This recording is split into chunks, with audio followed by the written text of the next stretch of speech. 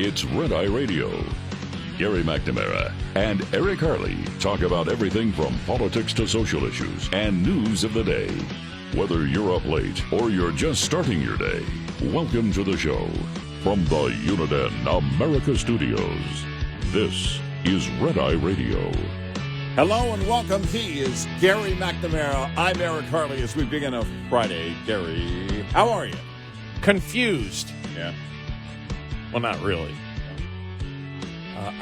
I love the talking points, the talking point out there that Israel retaliated with a limited strike.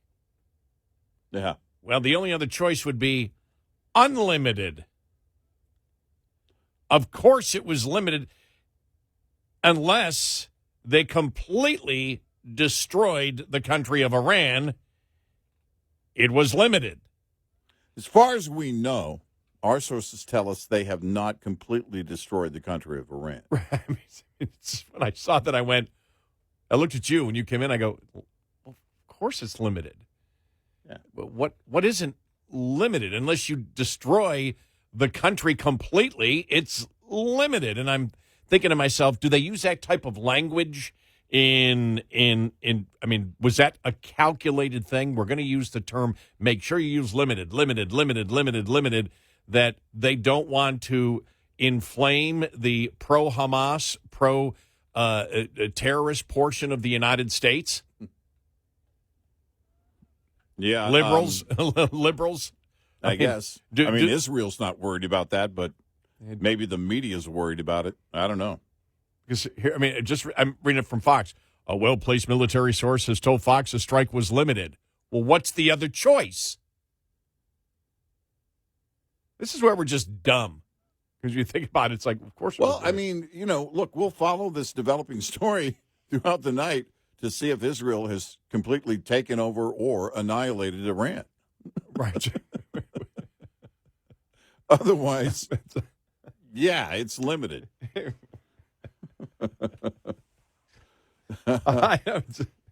It's, I do. Speaking of appeasing the radicals here in the U.S., I think that insane deal that they were offering that included, and all the stories led with, it offers Palestinian statehood.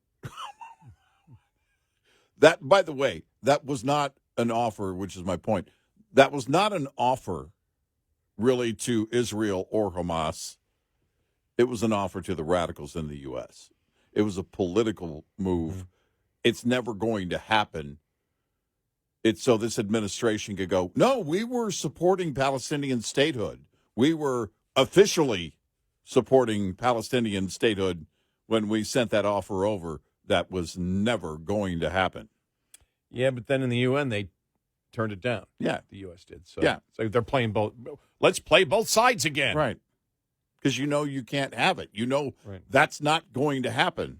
And the reason it's not going to happen, because follow the logic, everybody. Palestinian statehood, which means what? Give Hamas their own country. Right. Seriously. Oh, no, we were going to have free and open elections. No, you weren't. But that was a talking point put out there by the U.S. Yeah. Like, make sure it's limited. It's limited. You got to say limited. It's got to be limited. Well, did we destroy Iran? No.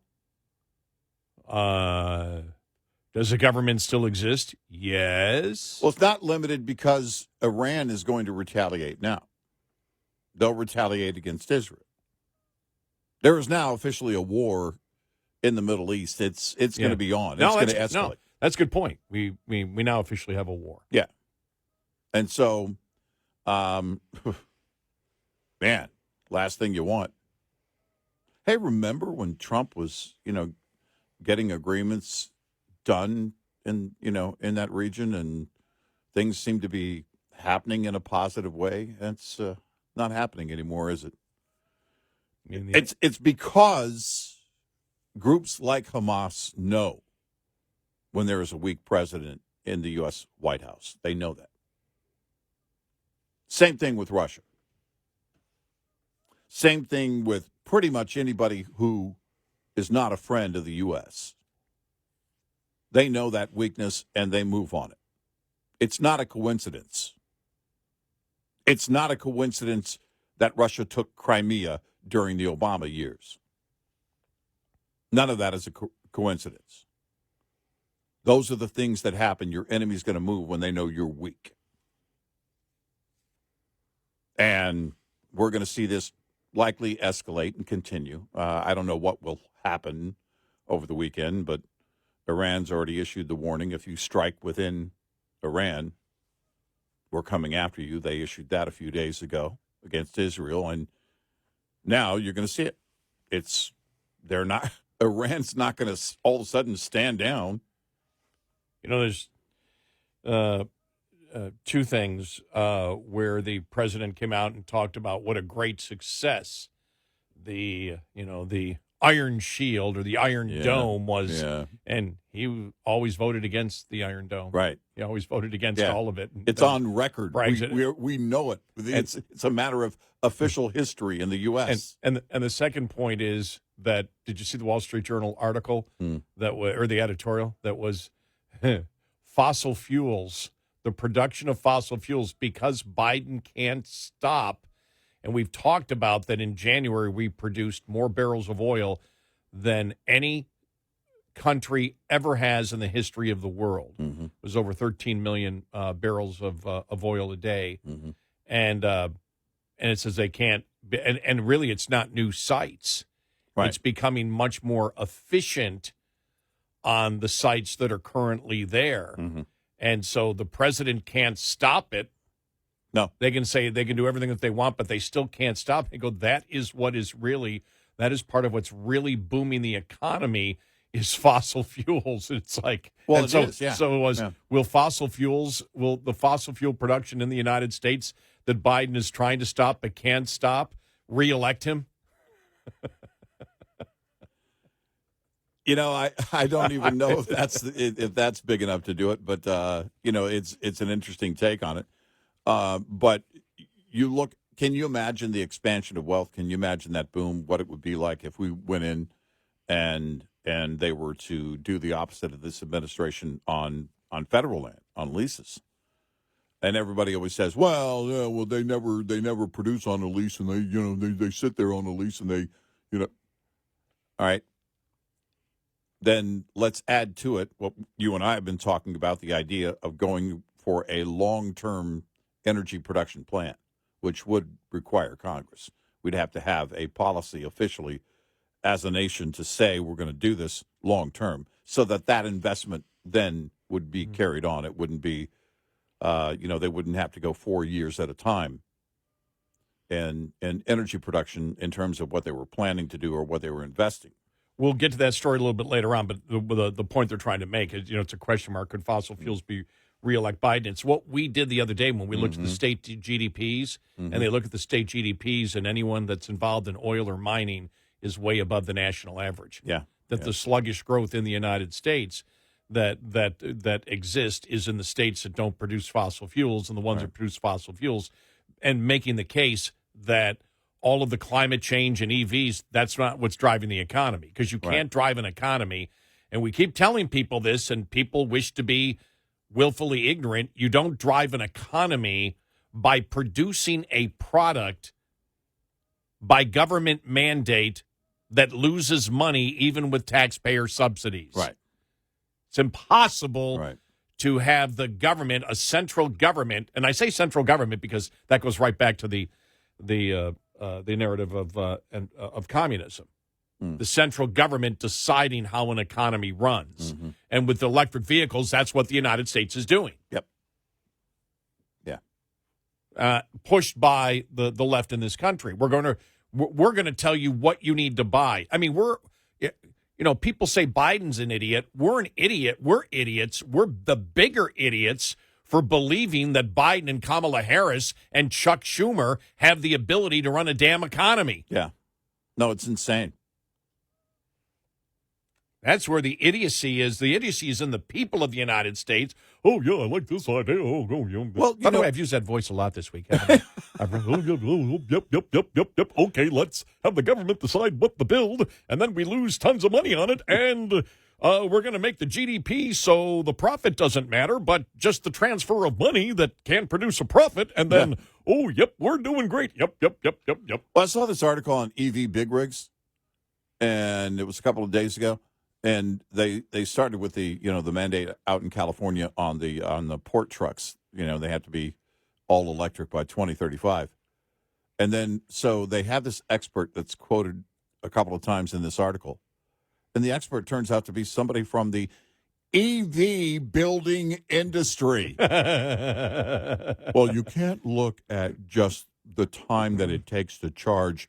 You have to look at the total operational time, which includes the downtime for charging. For the love of God. And they never got specific on carrying a load of, what it would take. First of all, how heavy these trucks are to begin with, and then what their payload capacity is. Let's get into the numbers. They never want to do that. They never want to do that because you're insane. One example, I talked to a truck stop owner. There was a big rig that pulled up to their EV charging spot, one of their EV charging spots.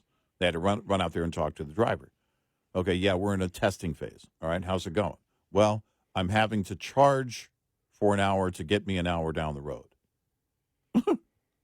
Are you kidding me? You're cutting your productivity in half, the productivity of the truck in half. Yes, but Eric, if there are fewer trucks on the road, then the roads are safer. Actually, they'll need twice as many trucks. That's how the math works. Oh, no, I don't think that.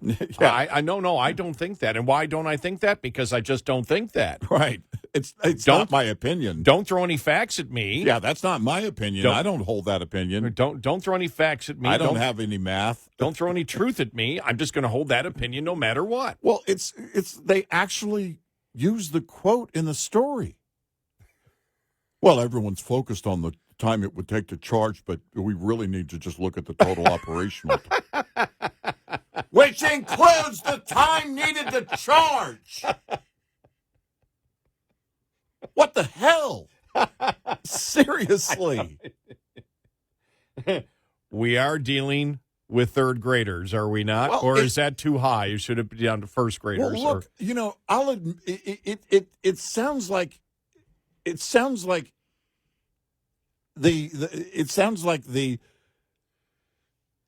the biggest newbie on the planet, someone who knows nothing about the trucking industry, all of a sudden is in the middle of the trucking industry. And it starts with basic math, and they still don't get it. Well, everyone wants to focus on there's a reason they want to focus on the charge time, because the time is this is the problem. This is what they don't see, right? Number one cost of a trucking operation is fuel, right? Mm-hmm. All right, so you're exchanging that cost for downtime, which is cost. Yes.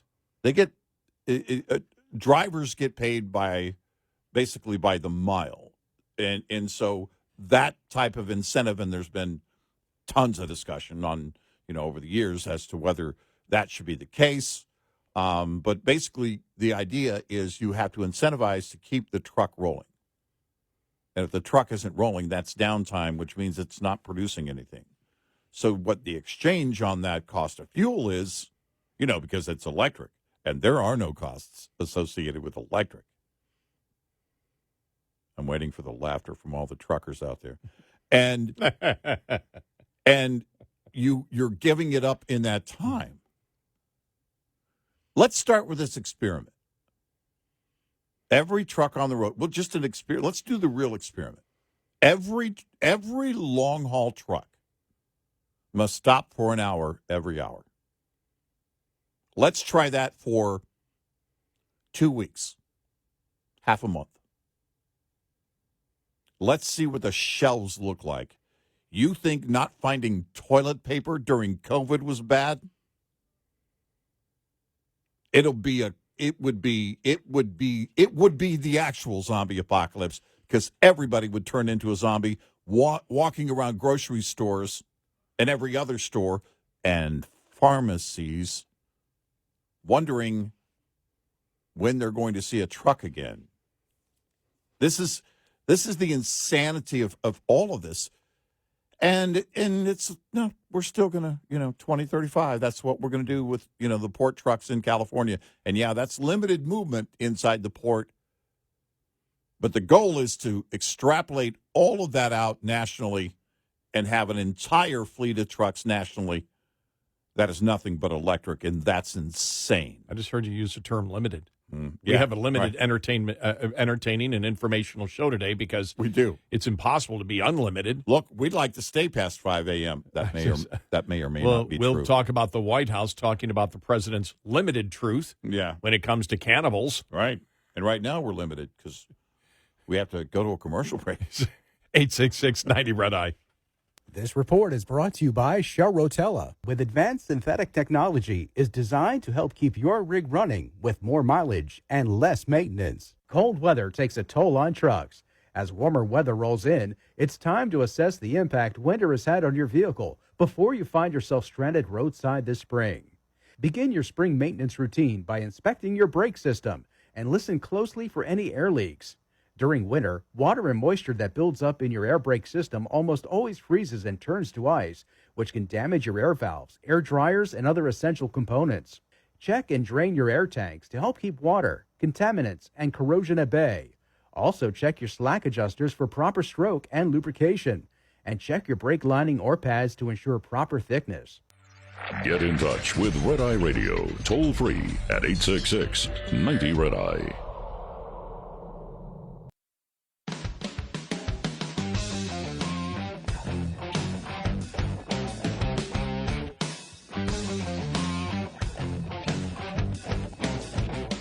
It's Red Eye Radio. He's Eric Harley, and I'm Gary McNamara. We're talking about just the electric trucks. Let's go to Tom on Long Island quickly. Tom, hi. You're on Red Eye Radio. Welcome to the show. Hi. Hey, hi. How are you? Very good. Long-time listener. Thanks. So I was just curious. I'm listening to you now. I'm just curious to talk about these truck drivers going over the road for an hour, have to stop for an hour to hit up the charging stations. Wouldn't there be a fee attached to the charging station for the electric? Oh, yeah, of course. Yep. So that's got to get passed on to the consumer. So it's not like we've got to spend the money on these electric trucks and be left with this. Yeah, that's why I made the silly joke that there are no costs associated with electric trucks. Let me, since this is for me, this is Gary Act Like a Liberal Day. What are you guys talking about? That's not going to be passed on to the consumer. The trucking companies will eat that all themselves. Right. Because and why? Because I want to say so, because it fits my narrative that I can't back up. Exactly. While they're going through the grocery and now stores. in New York State, you have Hochul's trying to say now the school buses are all going to be electric. Yeah, right. They're 3 times as much money as a diesel truck. Yeah, of course. Yep. Wow. Now, who pays that? The school taxes? Right. And they're cutting school teachers down. Well, and then what about during the mental health issues? Right, and thank you, Tom. You make some great points. We appreciate the call. And then you get into the what they had to do with some of the city buses that went electric. They had to put diesel heaters on them. Yeah, in the Northeast, winters tend to get cold. So in the state of New York, Gary, you happen to know this firsthand. Yep. The winters get very, very cold. Well, you got to keep those kids warm and safe. And the costs are going to skyrocket, and I'm guessing they're going to have to put a supplemental heater. I'm forming a new group, Cold Kids to Save the Planet. There you go.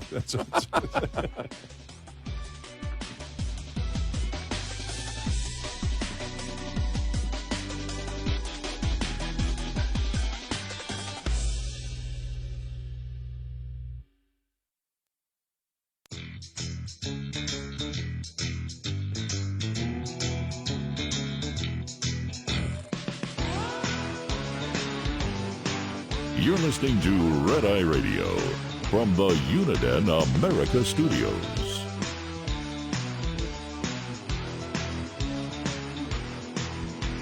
It's Red Eye Radio. He's Eric Harley, and I'm Gary McNamara. We didn't even get into the article yet. We just quickly mentioned it. The Wall Street Journal editorial, Could Fossil Fuels Re-elect Biden? And we got into electric vehicles and electric trucks and everything else. Let's get to one more on the electric trucks. Yeah. Because you brought it up, and it's just, when you actually think about it, 1 hour of operation for 1 hour of charging. Yeah. It's like, are you freaking insane? That's insane. And even if that truck was unique for some reason, or that driver wasn't being accurate, or the testing develops into, something else, let's just say it was 1 hour for driving, or 1 hour charge would get you 2.5 hours of driving. Not good enough. It's not gonna work. Yeah. I mean, when they came up with a 30-minute rule, hours of service rule, where drivers have to stop for a break, it was like, yeah, but you're just 30 minutes to do what? Sit there? You're not going to get a nap in, right? And you're shutting down for 30. That was a big deal because it shuts operations down. Oh my gosh, are you kidding me? If you had to. And the parking problem that's going on, drivers know about everywhere. Now, add to it the charger problem. Can you imagine the lines at a charger? Oh, my gosh. And Kevin in Scranton, Pennsylvania, picks up on something that we've talked about before. Kevin, welcome. You're on Red Eye Radio. Hi. Oh, thanks for taking my call, guys. Hey, there's been a number of companies that have that wanted to switch their fleet over and submitted their proposals to their local towns. And the electric draw on just setting up one fleet, it has more draw than the entire town uses. Yeah. They were completely denied. Right. But, hey, another thing to look into is there's a company called Edison. They're making a hybrid truck, basically like our diesel locomotives up out of Canada. Right. If anything's going to go, it's going to be that way. But then again, you brought up the issue of weight. Are they going to change the weight? You're not going to be able to hold the weight that we're doing currently. Right. And even they're complaining about the EV cars with how heavy they are. Yeah. They're tearing up the roads more, and the tires. Even the hybrid version, you mentioned Edison, but there's a number of OEMs now that are doing that, even for pickup trucks, which is, for those that don't know, for a locomotive, basically you're going to have there will be the battery itself will not drive the vehicle. It's going to be the way that it's charged, instead of being the motor, basically. So it is not going to be the typical hybrid that we have known in the past. And they got that, as you mentioned, from locomotive technology that's been out there for a while. Even that, though, in the testing has been, there have been plenty of hits and misses. But that's, as you mentioned, if anything's going to take off and be the next phase, it will probably be that. But again, it brings in a huge weight issue. How heavy will those trucks be off the line? Well, let me ask this question here, because I don't have the math in front of me. I don't know if anybody's extrapolated it out. But thanks, Kevin. If you take, for example, let's say they decide to go with hybrids, right? Can the transportation industry, when the shipping industry, when you look at everything, from boats to trains to trucks to local trucks and everything else, right? You have to become more efficient. You cannot. Right. You cannot. Could the trucking industry, can the shipping industry handle, let's say, a 10% reduction in productivity? No. Again, the fear-driven shortage of toilet paper became a thing. Now, was it life-altering? Was it life-threatening? No. Oh, absolutely. Well, life-threatening. No, maybe not all. No, well, definitely life-altering. It was life-threatening from the Karens who camped out near the toilet paper section to say, "You only get one. You only get one."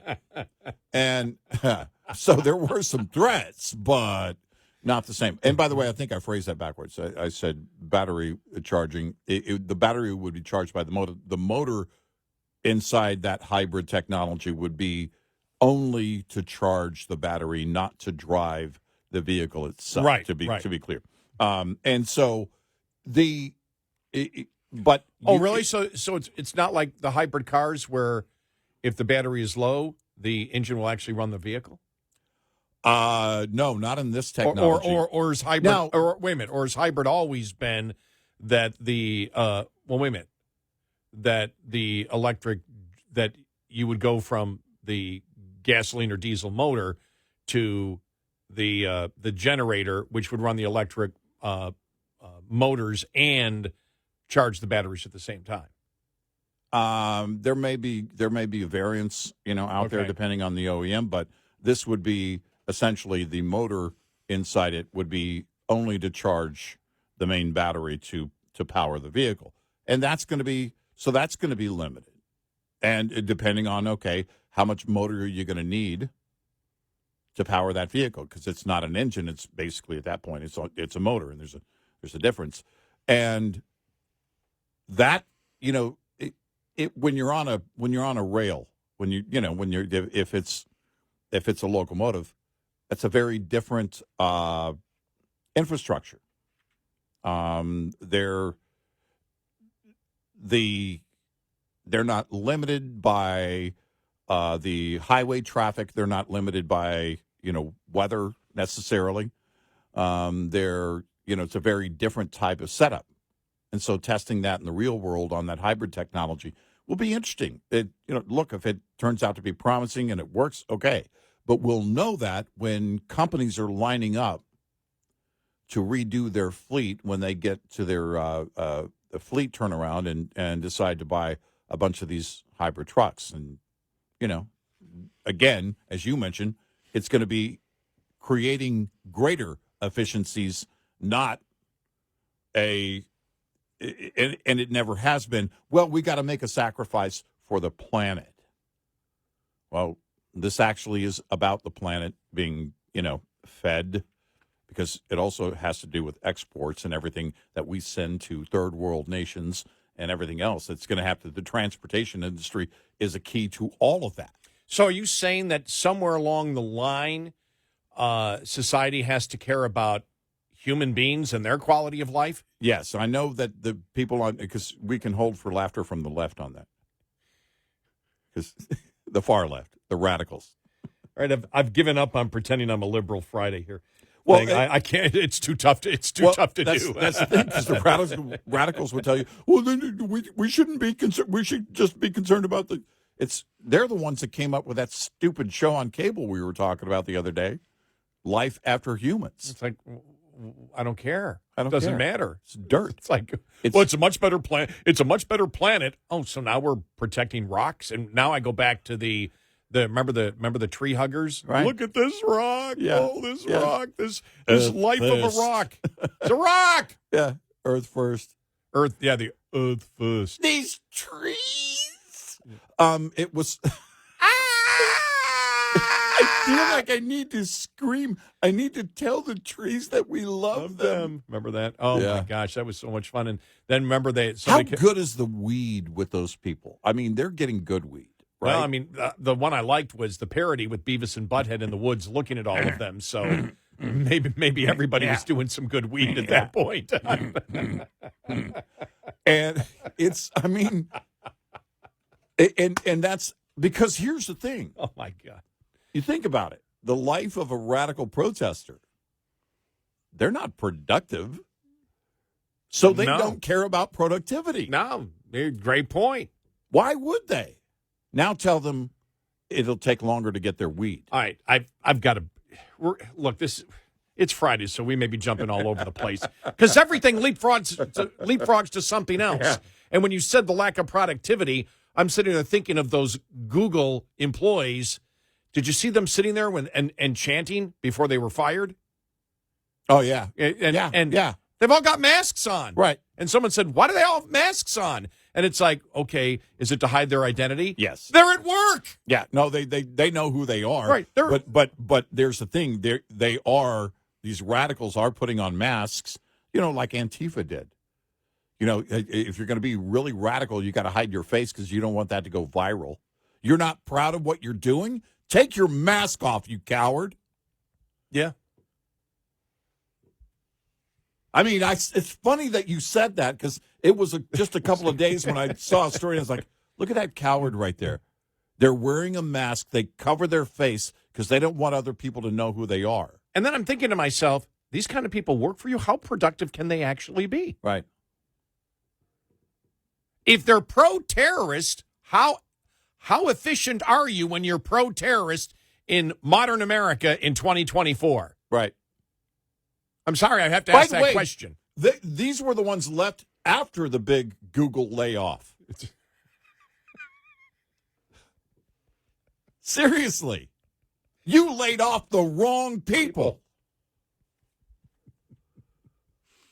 My gosh, if you've got that kind of time. I'm watching that yesterday, and I'm like, wow. Yeah.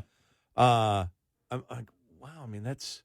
But you know what? How productive? What do they actually do? Are they all have to be in the DEI department?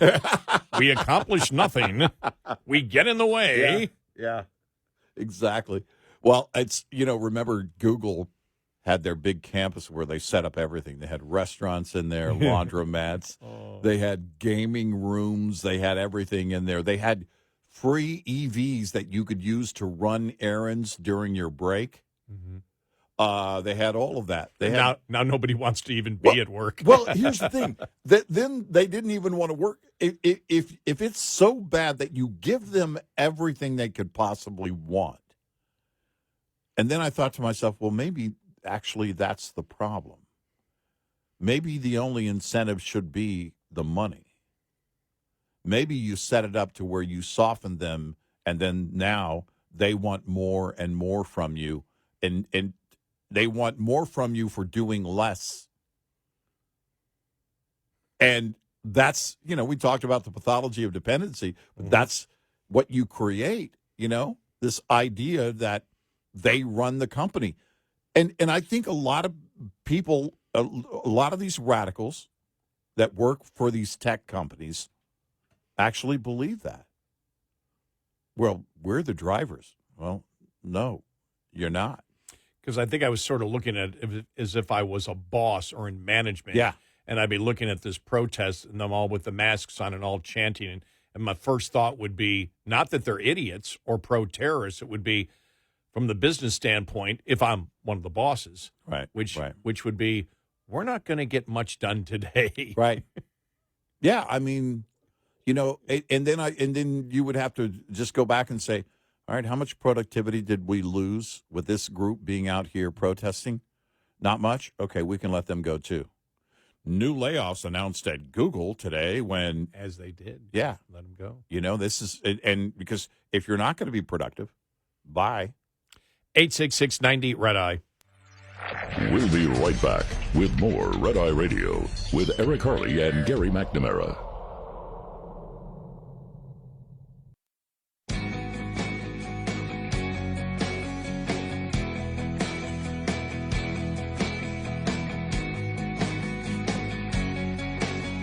It's Red Eye Radio. He's Eric Harley, and I'm Gary McNamara. Welcome and good morning. Thanks so much for being here this morning.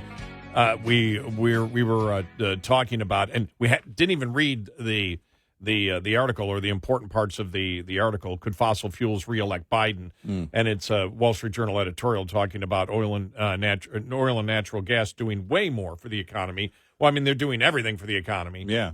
You see the states that are booming; they're all involved in oil, natural gas, or mining. Those, and this is where you look at the state GDPs, something that we've always done, because Biden will say the GDP is doing great. Well, yeah, that's because of oil, natural gas. You're going to take credit for that as you're trying to shut it down. Right. And so there's just some of the percentages that we'll get to here in just a little bit. The Republicans back and forth on Ukraine. We'll get to the politics of all of that coming up, because that's turning into a zoo again, and wanting to move on from the speaker, and so we'll go over it again. A lot of it to me is just virtue signaling from some people that consider themselves conservatives but aren't conservative on the right. Right. And we'll get to that coming up here in just a little bit because it's getting to be just a little bit ridiculous here. There are political realities that you have. Right. And we'll get to all of that coming up. So what's the other one I wanted to get to? The latest on Israel launching the retaliatory strikes against Iran. We will get to that. And some of the lowlights of the week. Really, one of the biggest stories of the week that really got lost was to me, I mean, it wasn't a big story, but I think it should have been, was Bill Barr on the whole abortion thing. Basically admitting that what he believes is abortion is sort of murder, but he's okay with sort of murder. Yeah. I'm like, wow. Right. And he said it, everybody covered it, then it just died. Right. But it's such an important thing that he said, a bad important thing that he said, and we'll get to that coming up also.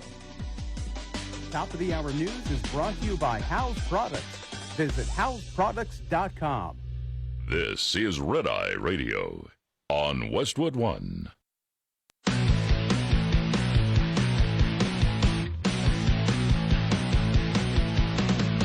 Now, it's Red Eye Radio.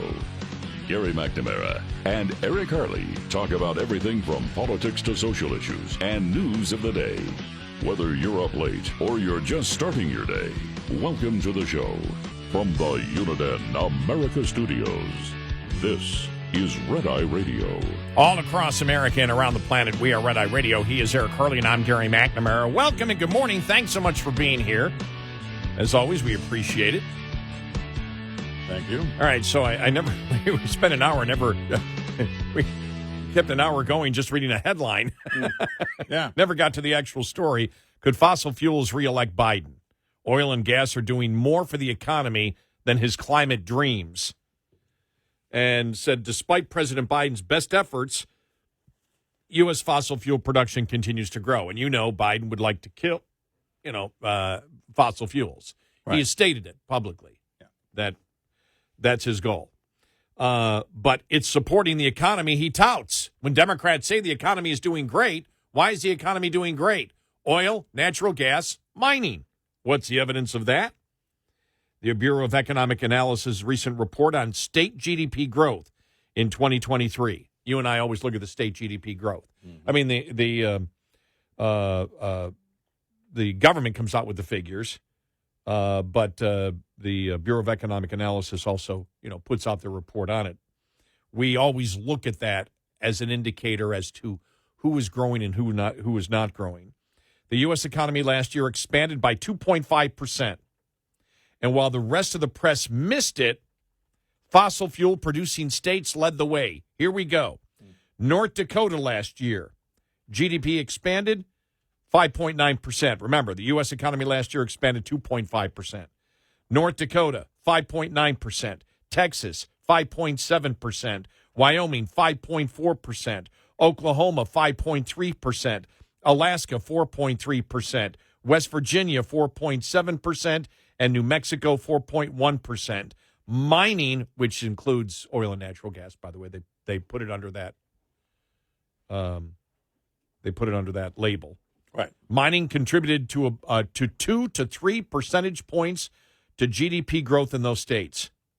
GDP growth in most other states, sluggish, especially those in the Northeast, like New York, 0.7%. New Jersey, 1.5%. Mr. Biden boasts about a Midwest manufacturing boom, but let's look at the facts. Wisconsin, last year, 0.2% growth in GDP. Ohio, 1.2%. Illinois, 1.3%. Indiana, 1.4%. Michigan, 1.5%. You have growth that's 4 to 5 times greater economic growth in the states that produce oil and natural gas. Mm-hmm. And coal even. Yeah, right. By the way, probably mostly for export. Mining contributed to 0.31 percentage points to the U.S. GDP growth last year, compared to 0.06 points for manufacturing and 0.04 points for construction. Should I say 6/100ths of a point and then 4/100ths of a point. In most of the Midwest, reduced manufacturing output subtracted from growth. That's not surprising since overall business investment last year was lackluster. One exception, oil and gas development. U.S. oil production last year hit a record 13.3 million barrels a day, while natural gas output surged to a record 45.6 trillion cubic feet. Most has occurred on state and private lands, which the federal government has little power to stop. That is why government revenue in Texas from just oil and gas royalties and taxes last year of oil companies, $26.3 billion. Mr. Biden will never admit it, but privately financed fossil fuel production is doing far more to boost the U.S. economy than is hundreds of billions of dollars in spending on electric vehicles and green energy. The latter may even detract from economic growth by causing a misallocation of capital to less productive uses. Well, I'll put it this way, because you hear that and you say, what does that mean? What it means is the government telling the public what they're going to buy and creating a product that is less efficient and productive that the companies can't make a profit on, that uses taxpayer dollars to subsidize a product that the companies can't make a profit on, is a negative draw on the economy. Mm-hmm. It doesn't help. It's a negative. Yep. Two exceptions to the fracking boom were Ohio and Pennsylvania, where natural gas production last year was roughly flat. The big culprit is a persistent shortage of pipeline capacity to transport gas, which owes to permitting obstacles by the feds and Northeast states. Mr. Biden's pause on liquefied natural gas projects has also added business uncertainty. And this is the incredible thing. You and I go back to when, Obama was president, constantly touted how they're trying to get rid of oil, natural gas, oil, natural gas, oil, natural gas. Mm-hmm. But they could not stop the fracking boom. Right. They could not stop the fracking boom on private and state lands. So Trump becomes president. Was it just 6 or 7 months in? Right. It was early on. And Trump said, look at this production of oil and natural gas. And Obama comes back and goes, wait a minute. That was done during my term. I did that. I'm the one that increased oil and natural gas. Right. And we burst out laughing, saying, so the culprit for all the climate change chaos we see is Obama. Where is the left going crazy and there wasn't a blip? He took credit for it. And the same thing for Biden. Look at the economy. Look how it's growing. Well, why is it growing? Oil, natural gas. You're trying to kill it. Right. By the way, for all the liberal activists out there, climate activists, just read a few stories over the last week or so that the ocean is warming at a rapid pace. See what Biden's doing? Democrats want it both ways, but the funny thing is, Democrats, the voter who claims that climate change is the biggest problem does not hold Democrats to the same standard that they hold Republicans. Well, they'll blame a Republican for a hurricane. Yeah. Here it is. Illinois Governor Pritzker, a climate change obsessive, nonetheless tweeted last month that thanks to the Biden administration's vision and leadership, the U.S. has achieved energy independence for the first time in 40 years. He highlighted a chart showing that U.S. recently became a net exporter of oil, natural gas, and coal, while China's net fossil fuel imports have grown. Cognitive political dissonance. Thy name is Pritzker. Yeah. But, I mean, and so then when we have record exports of natural gas, what does Biden do? Let's kill the exports of natural gas. Right. And there's Pritzker saying, see, isn't this great? We're producing so much oil and natural gas as the federal government is trying to shut it down, and Pritzker trying to shut it down in his state. Yep. I mean, do Democrats or the wacko environmentalists, why don't they hold Democrats to the same standard that they hold Republicans on climate change? And over and over again. Over and over again, we've brought this up. Nothing. There's silence from the activists. Complete silence. Nothing. Yep. Then again, is it all just a mirage for the left? Is it all just a mirage? Does anything really matter to them, or is it just power? Well, what matters to them, it definitely is the power, but also the leverage that they believe they gain. In fact, they do gain, because we haven't stopped them from moving yet. We haven't stopped them from moving further and further on the whole climate change policy in terms of what they outlaw, what they mandate, and everything else. So, yeah, that's where they get it from, in saying more needs to be done. They keep saying more needs to be done as they get further and further away from it. And they love that, because it gives them, again, more reason to go back and say, okay, we need to implement more policies in order to further tie the hands of the American consumer. The GDP of Texas grew 8 times as fast as New York last year. Yeah. The GDP of North Dakota, 8 times faster than New York last year. Same thing with Wyoming, Oklahoma, probably 7 times faster for Alaska, 6 times faster for West Virginia, 5 times faster for New Mexico than New York. And by the way, New York's shutting down all the natural gas pipelines and everything else. You're right. And it's like, and they're like, well, we're going to have, yep, here's how to make an economy go. Let the central government decide what products the public should buy. And then, since the public doesn't want to buy those products because they're less efficient, productive, and more expensive, well, then we'll subsidize them with taxpayer dollars. Still, it's too expensive for the average Joe to buy, so you can't really do mass production on it. And it really doesn't matter, because every vehicle that they produce, even with the taxpayer subsidies, lose money. That's the way to build an economy. Well, remember, these people are idiots. Remember when then Governor Cuomo of New York wanted to sue Pennsylvania? I think they actually did, because Pennsylvania was doing production, and that was harming the environment in New York. Yeah, I don't think that went anywhere, did it? No, it didn't. But I think they filed it. I'll have to go back and double check that.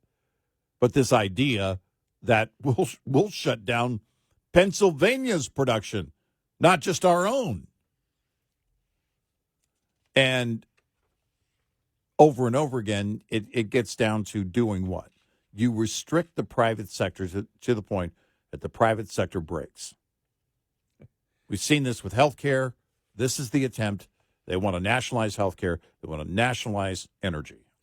You had, looking at it here, you had North Dakota, Texas, Wyoming, and Oklahoma, and Alaska.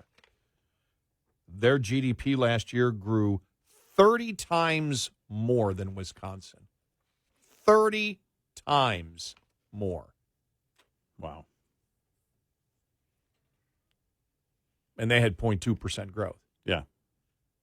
Which is nothing. I mean, that's flat Nothing, growth. yeah. That's flat Right. growth. Right. You know, and like I said, what drives an economy? Producing a product that you sell for a profit. And these idiots believe, oh, no, we can manipulate economics. No, you can't. You can manipulate the economy. You can hurt the economy, but you can't change economics. Nope. 866-90 Red Eye. Brought to you by FPPF, Fuel Power Max. It's a common road rumor that it's impossible for one-truck owner-operators and even carriers with just 2 or 3 trucks to get freight direct from the source, the shipper. Yet, hard-won experience from untold numbers of owner-operators with authority disproves the notion. Search your home base area and, later, frequent freight destinations to find all the manufacturers, distributors, and other shippers in the area. Once you get that list, ask yourself if those companies know who you are and what you do. If not, you're leaving opportunities on the table. Strive to own your backyard to build a solid foundation for the business. For many a small fleet, it's the loads outbound from home that are the bread and butter. but you can take that same approach to the destination area, identifying shippers there and getting on the phone to make sure they know who you are and what you do. Owner-Operator Business 101 is provided by Overdrive's Partners in Business program.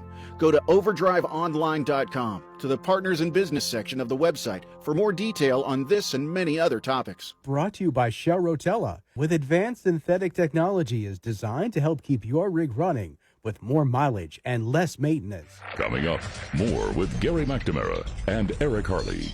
It's Red Eye Radio.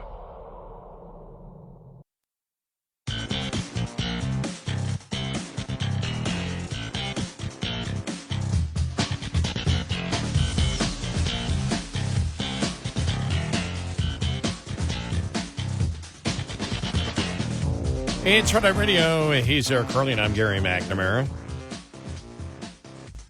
Wow. Allman Brothers band guitarist Dickey Betts, dead at age 80 yesterday. I listened to them on the way in. An incredible and highly influential guitarist.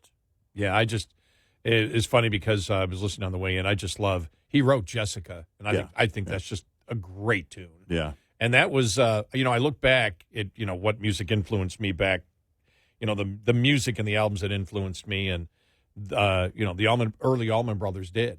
Right. It really did. I was like, what is this? It didn't really fit a genre at that time when it was new. It was kind of hard to put your finger on it. Yeah. It eventually became Southern rock, but I wouldn't view them as just Southern rock. They fit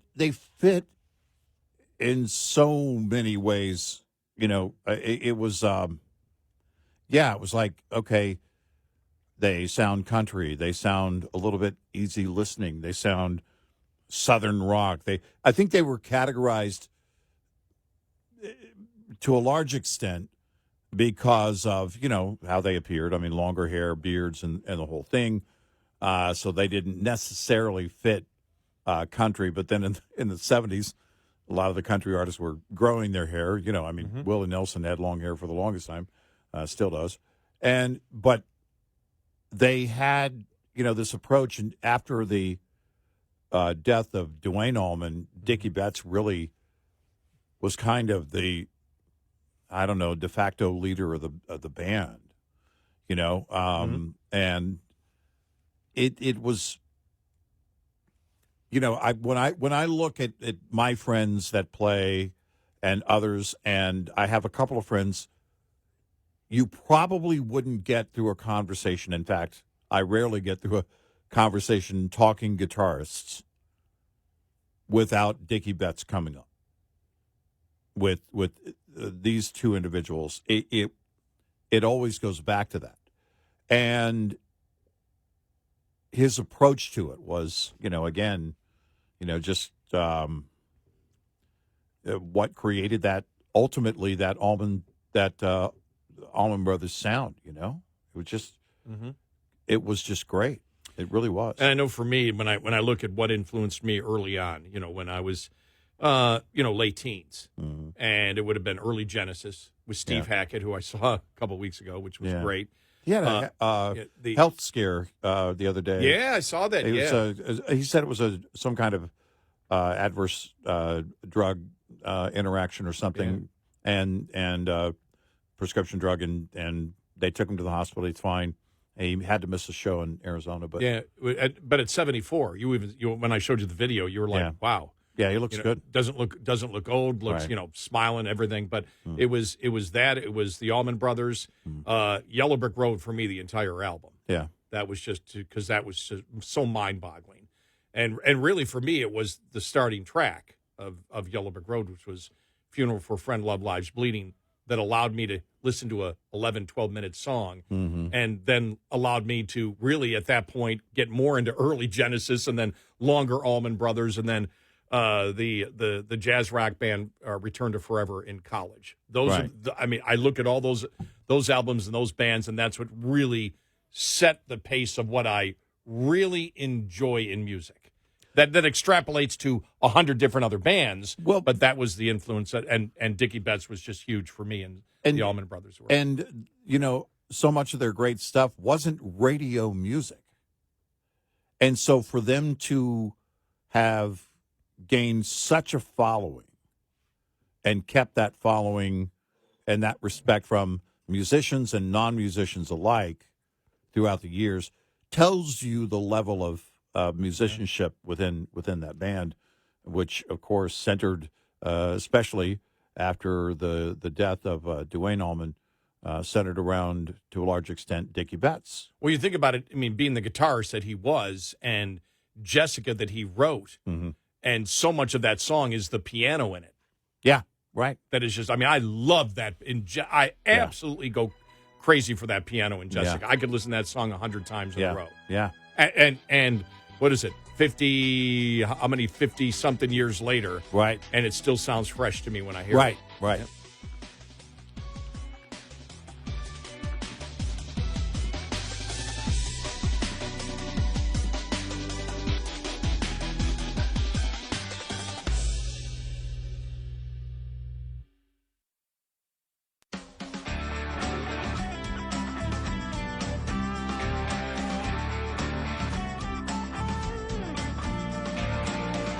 866-90-RED-EYE. Now's your chance to be the caller.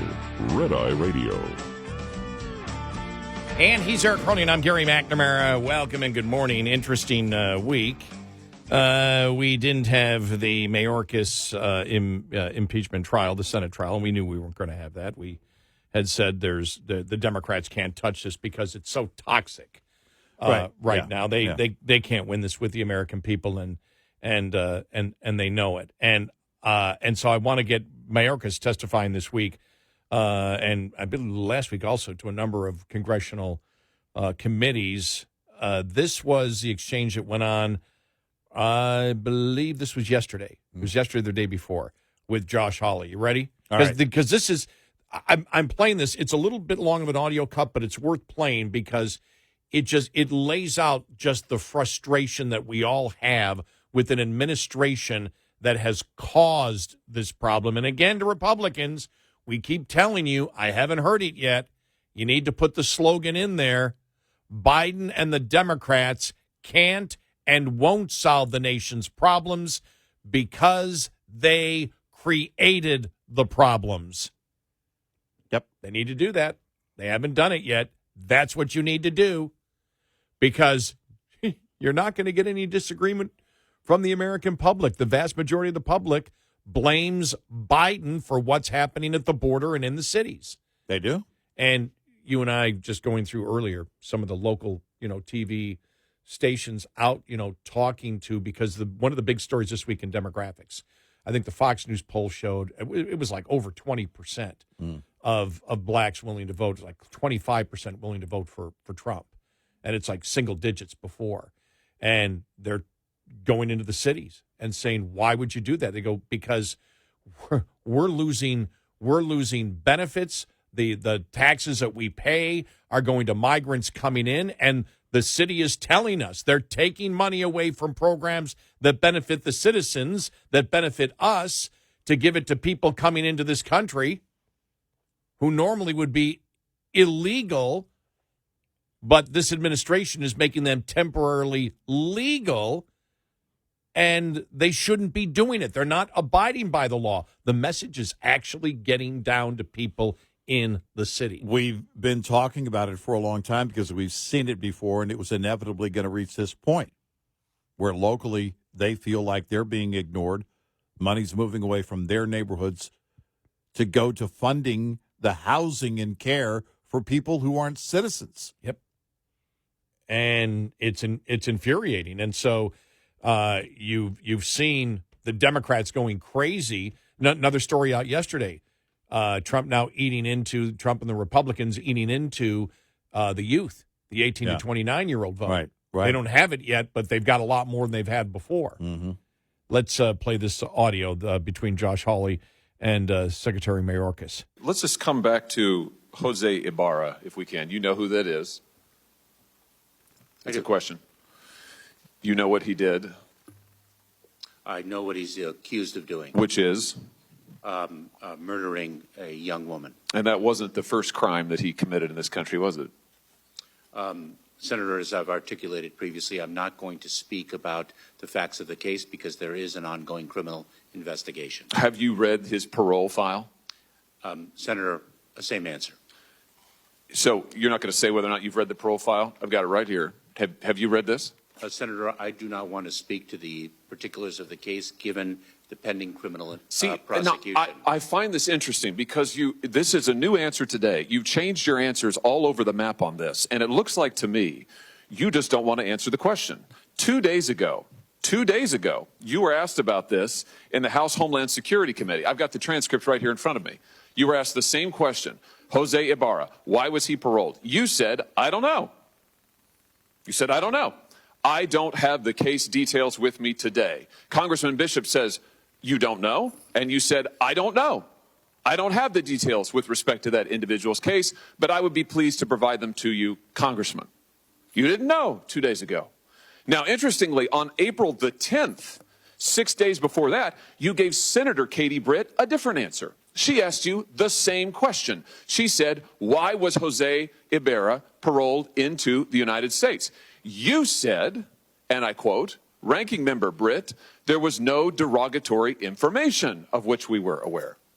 So you were happy to comment on the case then on April the 10th. By April the 16th, you had developed amnesia, and today you say you just won't comment.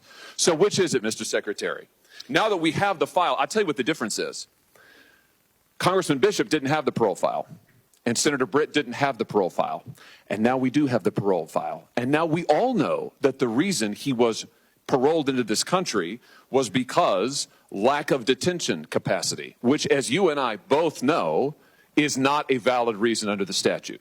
And now that we know that for sure, this is right out of the parole file. Here it is. Subject was paroled due to detention capacity at the Central Processing Center in El Paso, Texas. Now suddenly you don't want to talk about it. This is extraordinary. It's also a pattern with you. So let me just try one more time. Have you read the parole file? Senator, I'm going to give the same answer, and let me say it. Well, which one? Are you going to give me the answer you gave to Senator Britt? Or are you going to give the answer you gave to Congressman Bishop? Or the answer you gave to Senator Paul? Or do you want to try a fourth one? Senator, I will not speak to the particulars of the case given the pending criminal prosecution. Yeah, well, I'm sure. Well, you certainly, of course you don't want to, because it is an absolutely damning indictment of your policies. Let's just review Jose Ibarra and how he came to be here. On September the 8th, 2022, he was encountered by United States Border Patrol in El Paso, Texas, and was paroled into the United States due to lack of detention capacity. A provision, a proviso, a rule that is not permitted under the statute. You and I both know you know this. You knew it when you were talking to Congressman Bishop. You knew it when you were testifying to Senator Britt, and you know it today. You just never wanted to cop to it because the statute doesn't permit it. And so you lied to Congressman Bishop and you lied to Senator Britt. And now you are hiding behind the ongoing prosecution excuse because it's the last one left to you, because you testified falsely under oath. Then on July 19th, 2023, Ibarra reports for a biometric appointment and was fingerprinted. This is now in New York. The results come back and indicate he has a criminal history. So he's in this country. He has a criminal history. September 14th, he is arrested in New York by NYPD for what? Injuring a child. September 14th, 2023, he is arrested for injuring a child. What happens? The offense was never prosecuted, and the arrest was expunged. I'm reading right out of the parole file. Expunged. Nothing is done to this guy. He had a criminal record to start with. He's in the country on illegal grounds. You have falsely and illegally allowed him in. He commits a crime against a child. He's not prosecuted. It's expunged. In November, get this, in November, Ibarra files an application for employment authorization. And unbelievably, on December the 9th, 2023, it's approved. So this is your policies in action, Mr. Secretary. A criminal is permitted into this country on grounds flatly not permitted, flatly contradictory to the statute. He commits a crime against a child, and then he gets a work permit.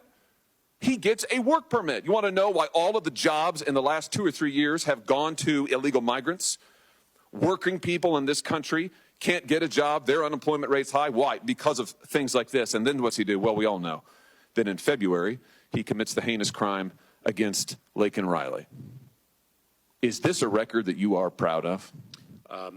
Senator, you've misstated some facts. I have read from the parole file, which you have said you don't recall, don't have, you miscited. I'm reading from it. It is right here. And I've just, pursuant to the speech and debate clause, I have just read it into the record. And the reason is you have lied repeatedly to Congress and to the American people about this. They deserve to know. And the only way they're going to know is if I tell them. I've just told them. It's in the record now. I've read it verbatim from the parole file. Verbatim. I just want to know, why did you change your story so often? Why didn't you just answer honestly to Congressman Bishop and Senator Britt? Senator, I am confident that justice will be vindicated in the criminal prosecution of the case. Well, hopefully he'll get more of a trial than you got. Oh, man. Whoa. That's we wanted to present that because it backs something that we have said.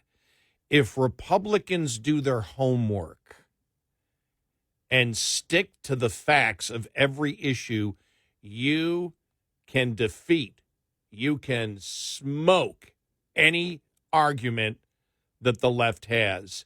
He had nothing. He couldn't answer anything. Yeah, hiding behind it's an ongoing investigation. It's garbage. Well, because it's got nothing. I think Hawley, I don't know if it was in this audio cut, maybe it was, there was a more of an extended one. Maybe this is where he got the 10 minutes of it, and I only played 6 minutes. I think he had brought that up. Mm-hmm. But Mayorkas can't answer, any questions at all. He just really can't. No. But he just pounded on him. And this is what you can do and defeat it. And this is what Republicans need to do with this, because now, as we know, the Democrats, every single Democrat voted to allow this to continue. Yep. What you just heard, and the death of Lake and Riley, and the insanity is what every Democrat in the Senate voted for. Yep. And there's no justification. You can't defend it. Every Democrat listening right now knows you can't defend anything that Josh Hawley just brought up there. Right. And just so you know, we've been critical of Josh Hawley and a few other things. So it's not that we're just saying whatever he says is correct. No, but in this case, he had the truth. He had the facts. He was everything behind reading the facts out for not only Mayorkas and the, everybody else in that room to hear, but for the world to hear. And when the truth is there for you, all you have to do is bring it to the table. You can't deny the truth. He already had a criminal record. He committed a crime against a child in New York, no prosecution. Then he got a work permit. Yeah.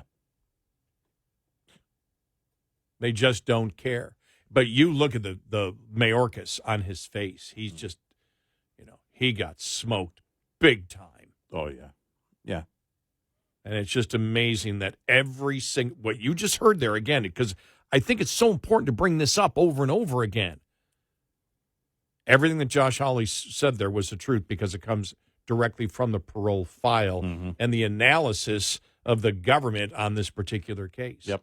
The case, I didn't complete my thought. What he was asking him has nothing to do with the case. He wasn't asking him for the evidence. Yeah, this was not about the investigation of the suspect, right, and whether he killed Lake and Riley or not. Mm-hmm. This was on the process. He won't even answer the process of the question, and he lies when he says he can't, because he can't get involved in the case because there's the pending trial coming up here. It's nothing to do with the trial. This has to do with your department's policy. Right. And he knows it. He can't answer the question. Right.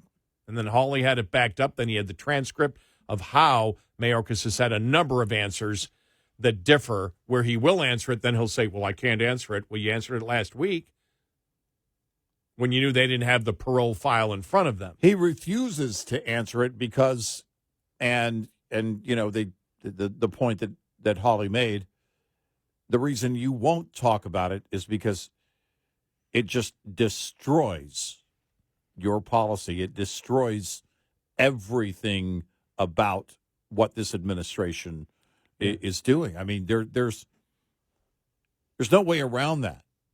It destroys the administration's narrative that they're doing everything they can at the border. Because Mayorkas, how many times has he said that over the last week in his testimonies? Right. We're doing everything we can. Right. Really? Yeah, of course you're not going to talk about it. But if this is everything you can do, then the whole department needs to, if you're really doing everything that you can do, then you need to get rid of the Department of Homeland Security because they're useless. Right. End of story. Yep. If they're doing everything they can do and this happens, get rid of it and start over again. Right. But that's not the case. He's lying. Nope. They have the ability to handle this situation. The president has the ability to turn it around. They refuse to do it. The question I would have for any of my Democrat friends out there is why you are okay with this kind of line that has created the insanity at the border and in major Democrat cities around the country. 866-90-RED-EYE. Lines open for your calls. 866-90-RED-EYE on Red Eye Radio.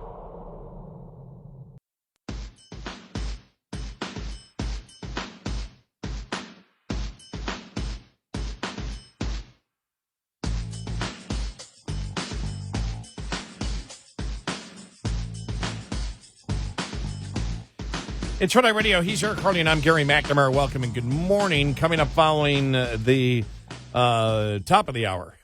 I had to look. I was like, where are we in the show? What day is it? What day is it? Coming up, aid to Ukraine, Israel. We'll get to that coming up here. Of course, more of the border. And just let everybody know, after yesterday, just everybody on the left that was screaming about fair pay for WNBA players. Caitlin Clark is going to be okay after the Nike deal. Oh, thank goodness. Yes. Yeah. $20 million plus deal. She will be able to eat. That's good news.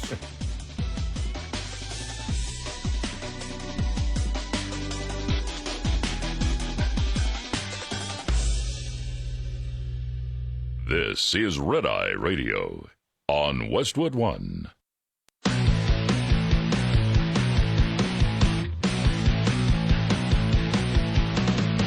Now, it's Red Eye Radio. Gary McNamara and Eric Harley talk about everything from politics to social issues and news of the day. Whether you're up late or you're just starting your day, welcome to the show. From the Uniden America Studios, this is Red Eye Radio. All across America and around the planet, we are Red Eye Radio. Welcome and good morning. Thank you for being here. We made it to a Friday. Yes, we have. We're all here. I got a great golf tournament this weekend. All right. We'll see Independent Bob. Haven't seen him in a year. Yeah? Yeah. Okay. Well, he was heading down from Arkansas. Great Make-A-Wish tournament that we're in each and every year. Yeah. Hopefully the rain holds up, but I'm really okay either way. I mean, if we've been told if the golf course is open, even if it's raining, we play. So I have my umbrella. Yeah, got everything ready to go. But I get to see some great old friends, so it's going to be fun. And who knows? I haven't talked to Independent Bob about anything about politics in a couple of months. right. He hasn't called me. I don't. When he used to live just a mile from me, I used to get the calls all the time. What in the world? I still call him Independent Bob because people remember him as Independent Bob. Right. Obama moved him more right. Well, and it happens. And Biden hasn't helped. I actually do look, though, but it's great because I actually get to look at a benchmark of somebody who has talked for the longest time about being an independent. Yeah, right. And so I can see where the movement is. Mm-hmm. Yeah, but it'll be fun. Meanwhile, The debate continues. The calm, rational debate continues on That's right. Ukraine funding and Israel funding, but most of it is on Ukraine. You know, I think first you have to set the table here before you even get into a discussion, because the table isn't set a lot of the times before, you know, you heard things. I mean, you go to social media yesterday, Dan Crenshaw is a rhino. See that one? Yeah. You have the first problem that you have here is you have an administration you can't trust. And any money that is allocated in Congress, there is no guarantee that the administration will use it for where it's supposed to go. Right.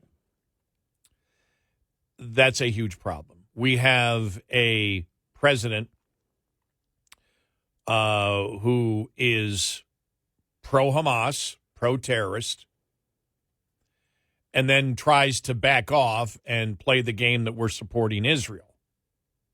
Yeah, right. That doesn't instill confidence to anybody in the world whatsoever, and certainly doesn't instill confidence into any Republican in Congress. You have the situation in Ukraine. I think it was our colleague Ben Shapiro who said it yesterday, that foreign aid is a lot like defense. You fund what's in your best interest. But if you look at Ukraine, for example, I don't know what they know because I don't have the intelligence. But you can't trust the intelligence agencies anymore. You can't trust the intelligence agencies. Have you seen the debate over the F-35? Big debate that the GAO says it's way over budgeted, and the F-35, whatever organization it is, no, it's not. Everything is cheaper. We can't trust anything we get from government anymore. Right. You don't know. Well, you can't trust. You don't know what to trust from intel. You don't know what to trust from the administration. Right. We've had an administration that lied to us on Afghanistan, that got soldiers killed. Right. Lied about what the general said. Right. We can't. I don't know how you operate in Congress when you can't trust a damn thing that comes out of the administration concerning war. Yep. I mean, what are you to do except be a skeptic? That's the problem. Look, we have to confront Putin.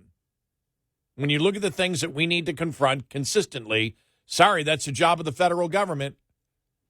Federal government's involved in so many different things that they shouldn't be involved in, but this is one thing they need to be involved in. Our adversaries, when you look at our major adversaries that we have out there, Russia, China, North Korea, Iran, and other countries in the Middle East. Those are really our big problems. And Afghanistan and the Al Qaeda, ISIS, all that, all those we have to be concerned. And again, the proxies of Iran. They're all adversaries. You can call some adversaries. You can call the others downright enemies of the United States that want us gone. Yep. You can't ignore that they're there. We tend as a country to want to do that after a period of time. You're seeing it on, for example, in Ukraine. But nobody trusts. Is Ukraine the fact? Is the funding of Ukraine the fact that Americans don't know what's going on in the war, except the fact that we continue funding it? Because the media really hasn't covered it. Have they? No. You don't see really media coverage on it. And so what do the American people know about what's going on? What do I know what's going on? I don't know what they know about the intelligence about Russia's doing. You don't know that. I don't know that. Some members of Congress probably know that. But the problem is you can't trust the government. So before we even get to Republicans, name calling back and forth, whatever, Rhino this, whatever, you have to start from the benchmark point that you can't trust this administration with anything. So where do you go forward on it? Both are right. We have to confront Russia. We have no choice. We do it now, you do it later. Yep, you're going to confront one way, but Biden isn't a leader whatsoever in unifying Europe. He's not a leader there. No. There's no leadership from the United States. And so I can look at it and go, well, we're just throwing money into Ukraine. What's the goal? What's the purpose? What's it all about? And nobody can answer that question for you. But at the same time, we have to confront Russia. And I do believe, look, I don't believe Johnson just wants to, Speaker Johnson, I don't buy the fact that he just wants to pour money in there without having any purpose. But the fact is, he's got to trust the president to be doing the right thing and allocate the money in the right way, and nobody can trust the president. Well, we can't get a proper landscape because, number one, even if we thought we could believe this administration and we thought we could trust intel, well, we don't get to see that intel. And we see it through our elected representatives. I don't know who to trust. So my go-to is to trust no one. I don't trust this administration. I know that. I don't trust Putin. I don't fully trust Ukraine. No, I will admit. I mean, you can, and you look at the predicament there. But when you look at part of the side of it, I don't want to say it's the entire side because that would be inaccurate. But you look, for example, the people that still worship Tucker Carlson. Mm-hmm. Well, Tucker Carlson's trip and his reports on Russia was absolutely being a tool of Putin. I mean, it was absolutely it was an abomination. But that came after his whole thing about that he knows that malevolent spirits. So he's gone off the deep wacko end that malevolent spirits are communicating with our federal government. Right. Well, that's cuckoo stuff. So he's gone cuckoo.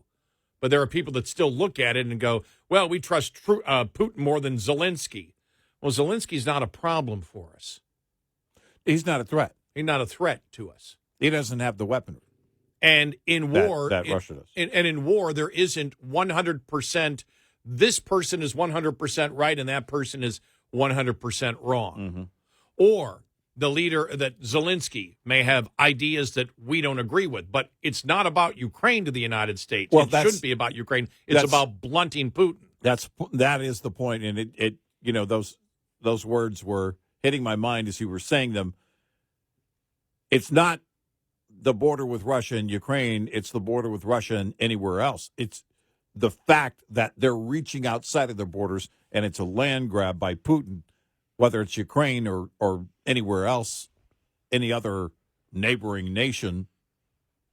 You look at this situation, and Putin believes, just like with Crimea, he was going to expand his borders when there was a weak president in office in the U.S. Right.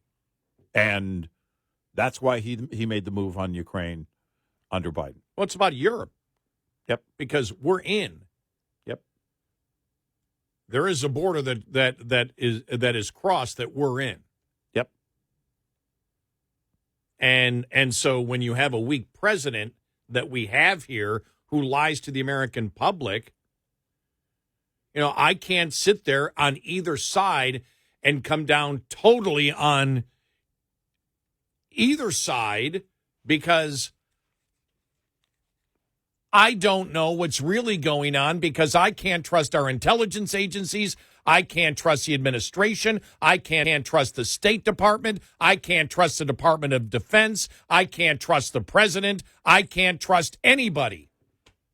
And so what you get is the chaos of Republicans going back and forth. But this should not be where it's wrong. This should not be a war of Republicans against Republicans because that's not the problem. Both sides are making great points. One side isn't 100% right.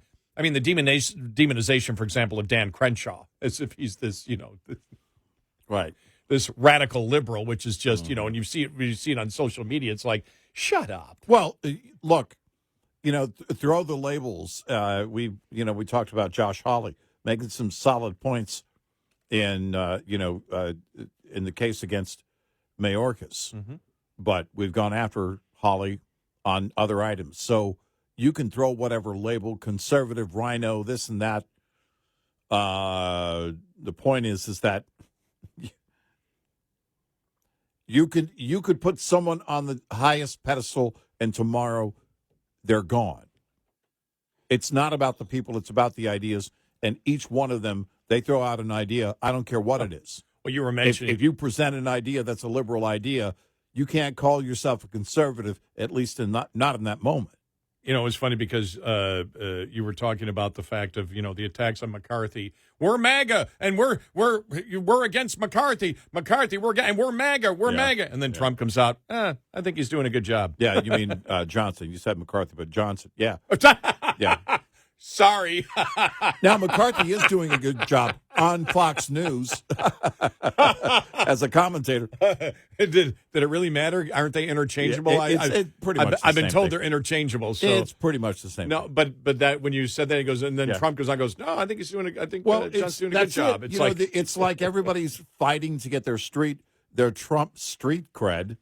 Yeah. On the whole Johnson thing.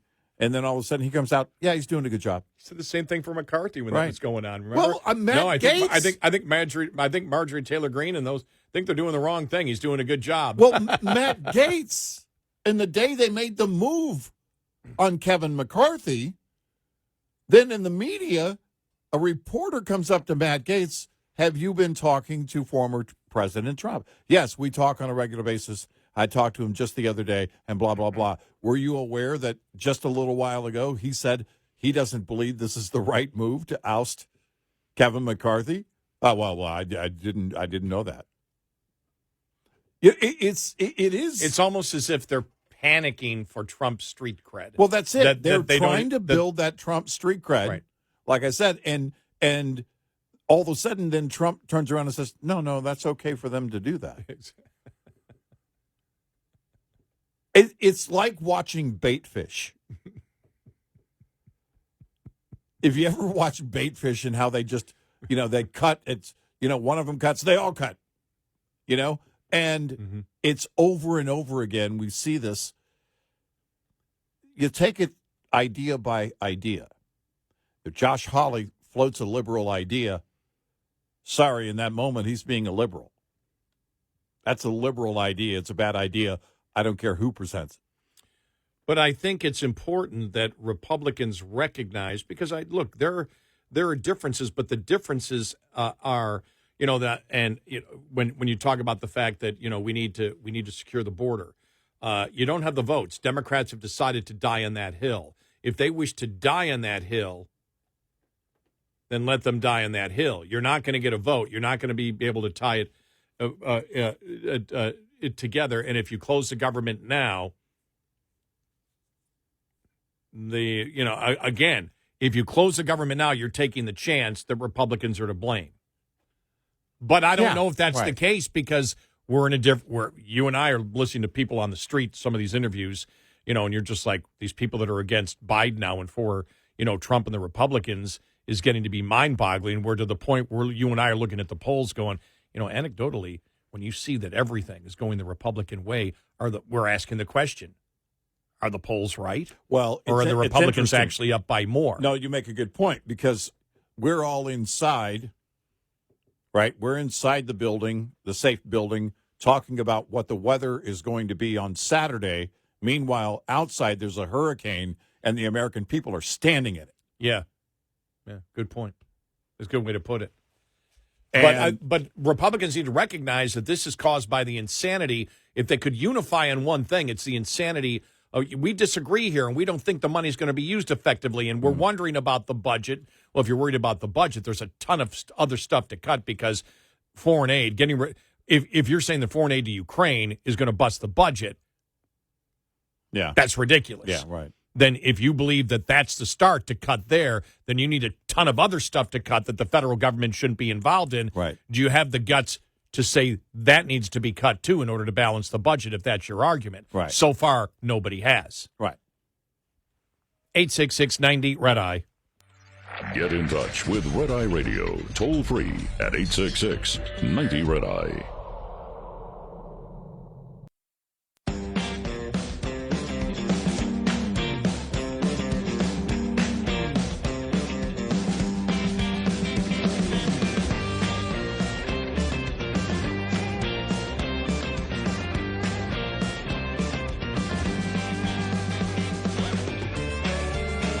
It's Red Eye Radio. He is Eric Harley, and I'm Gary McNamara. And so that's the problem with the whole Ukraine funding. And I think this is something that Republicans, as they continue to attack each other, need to, I think, unify on. That one of the biggest problems is you can't trust this administration. Look, you could sit there and do anything you want, pass any legislation for the border. The legislation for the border that you and I saw previously that wouldn't stop Biden from doing what Biden's doing because he's ignoring the law. Right.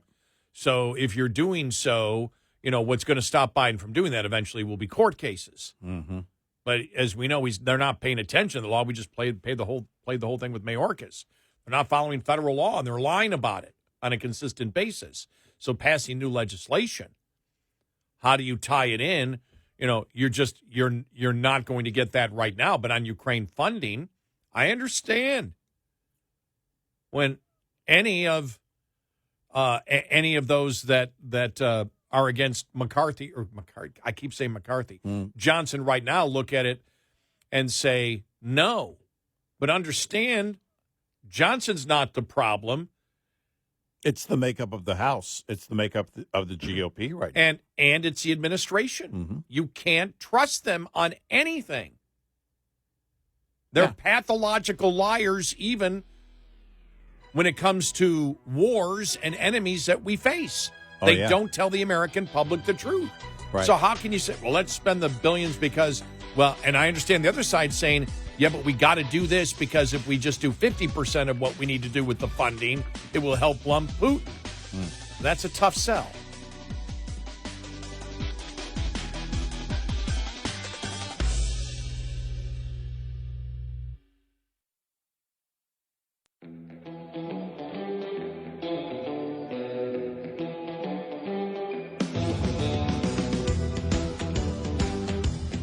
You're listening to Red Eye Radio from the Uniden America Studios. It's Red Eye Radio. He's Eric Harley, and I'm Gary McNamara. I'm just reading this here. The market will make sure Caitlin Clark gets paid a lot.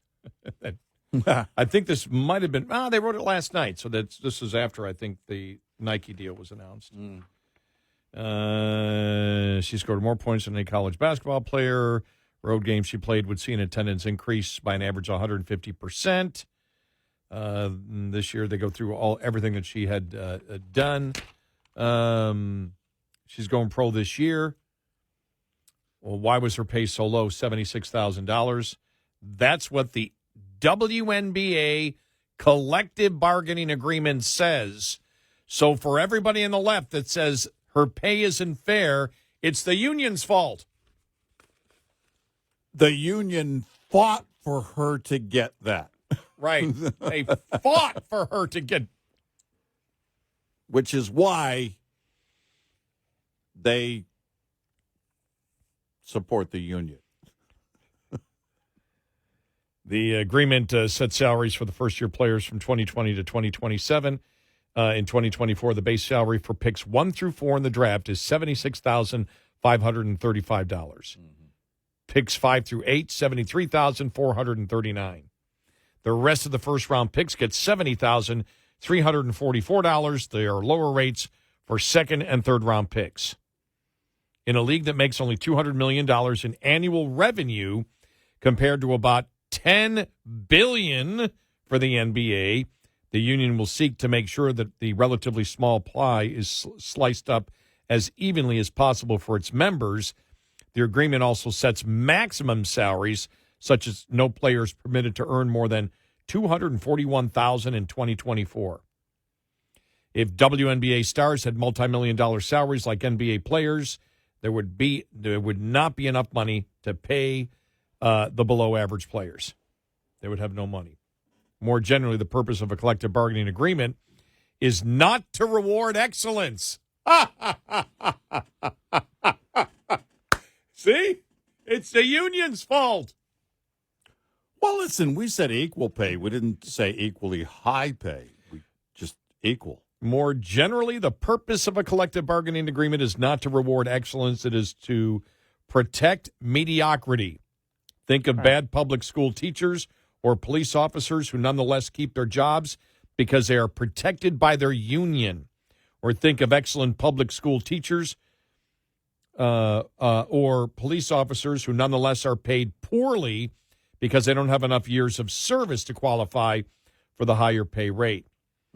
Fortunately for Clark, her excellence will be rewarded by the market. Nike appears set to offer her an endorsement deal around 10. It ended up being around 20. She also will have a signature shoe with the company, an honor only a small handful of NBA players have. She was already Nike's sponsored athlete in Iowa, and she earned an estimated $3.1 million in name, image, and likeness compensation during her college career, in addition to Nike, who has sponsorship deals with Gatorade, State Farm, Buick, and several other major companies, no doubt with more to come. So don't let the WNBA's union scale get you down. Caitlin Clark is going to be paid what she's worth. And if you want WNBA salaries to go higher, buy WNBA tickets and jerseys and follow the WNBA season so that the TV networks are willing to pay more for the rights to air the games. Then there will be more revenue to go around, and WNBA players can have million-dollar salaries too. I just go back to the Bill Burr that was so dang funny.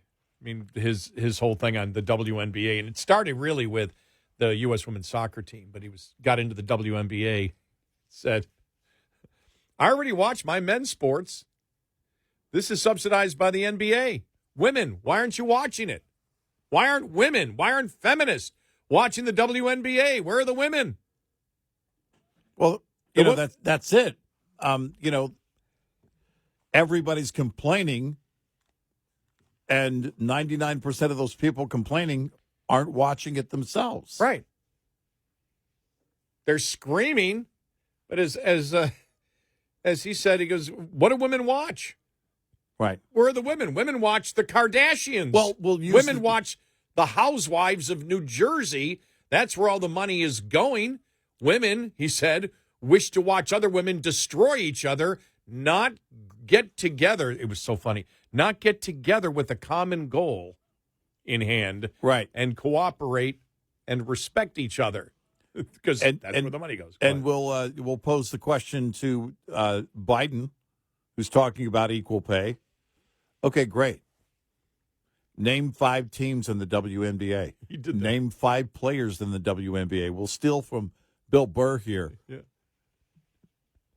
Go on, Mr. President. Can you name them? Did I say Bill Barr?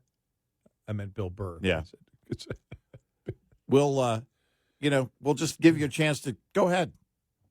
Tell us your favorite team. Name one. Right. But this is where they're at now. It's just all emotion. Biden, go out there, blow NBA, fair play, fair wages. Right. I have no idea what I'm talking about, and neither does anybody else, but I'm going to scream emotionally. What's going on in Colombia? Go Hamas! Commit genocide on Jews! Yay! Yeah. Google. Commit genocide on Jews! Yay! Everybody on the left is just screaming and yelling, and nobody is throwing out any type of critical thinking narrative on anything from the left. I'm waiting for Biden to say that the players of the WNBA, if they don't get higher pay, they'll be eaten by cannibals. Oh, my God. They're just bizarre. That's the other thing. And the White House has to come back and say, yeah, his uncle didn't die that way. That's not how it went down. Here it is. White House admits Biden uncle wasn't eaten by cannibals. That's an actual headline. It's an actual headline. That is not the Babylon Bee. No. White House admits Biden uncle was not eaten by cannibals. Oh, my gosh. And then the pictures going around of pictures of native people that are cannibals and saying, like, I mean, the memes were just brutal yesterday on it.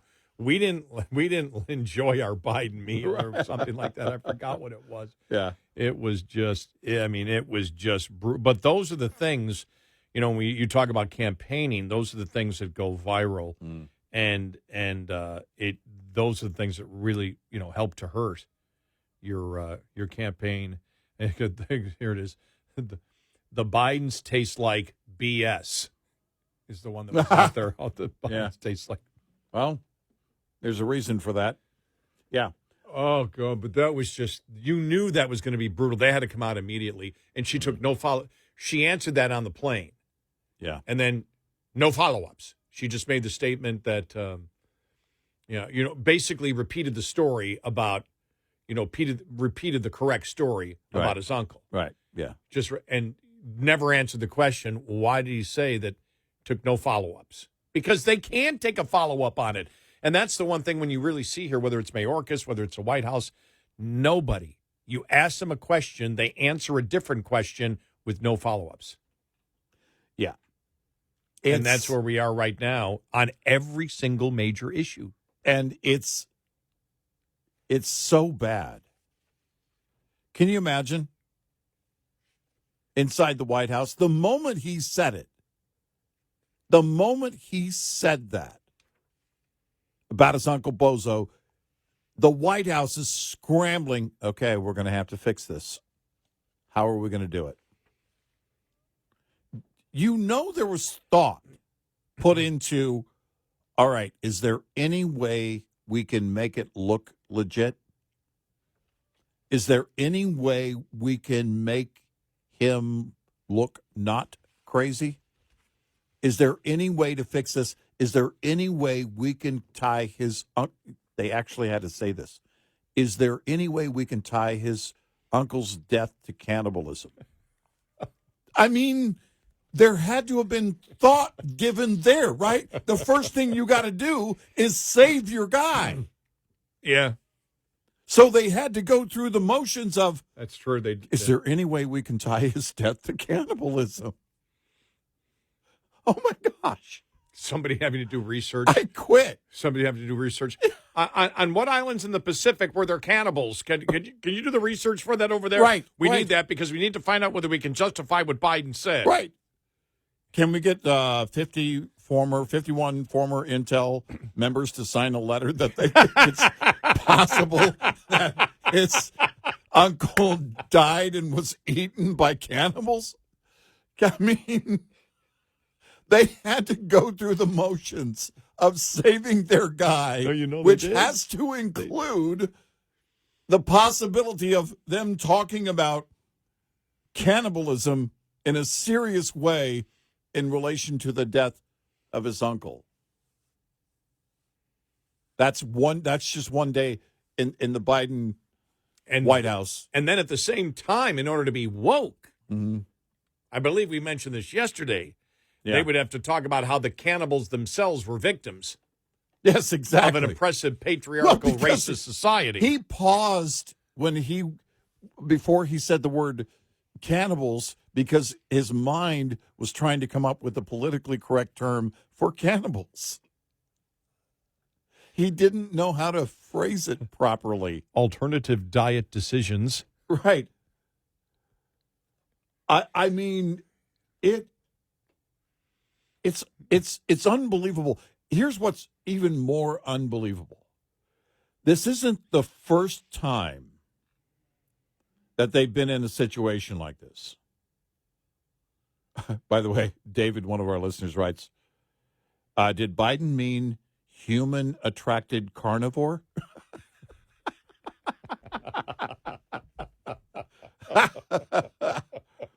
This isn't the first time they've had to scramble to fix this.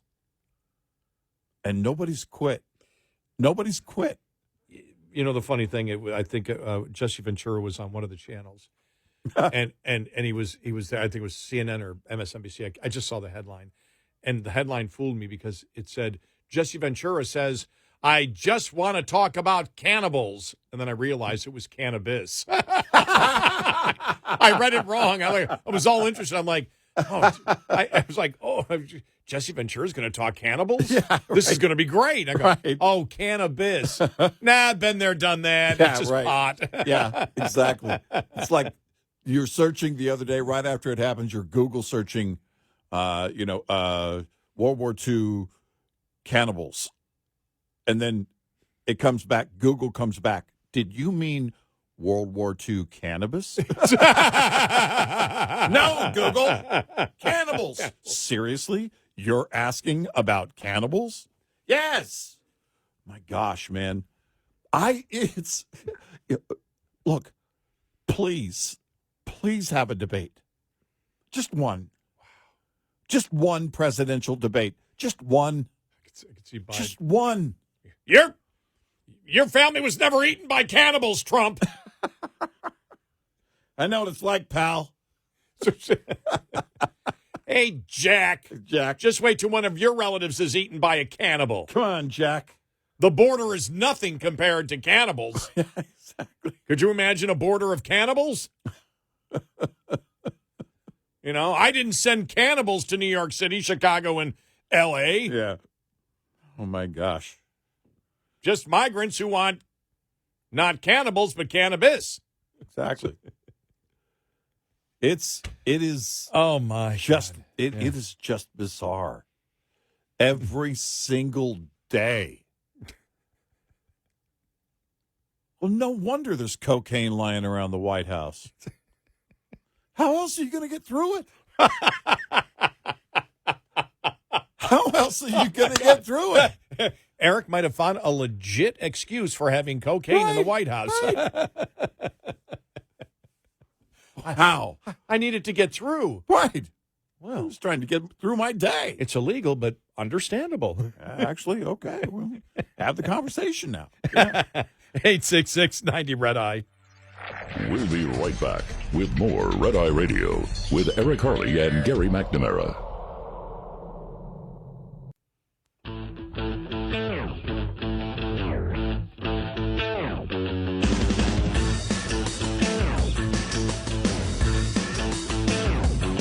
It's Red Eye Radio. He's Eric Harley, and I'm Gary McNamara. And then you think about Karine Jean-Pierre and John Kirby, who will defend anything. I mean, and lie about anything. Yeah. And gaslight about anything. But still, they had to wake up that morning going, oh, God.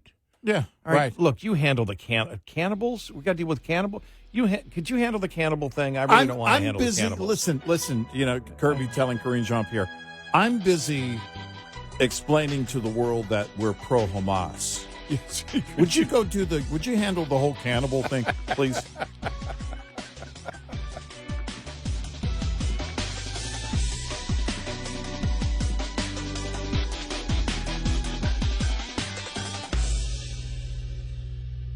This is Red Eye Radio on Westwood One.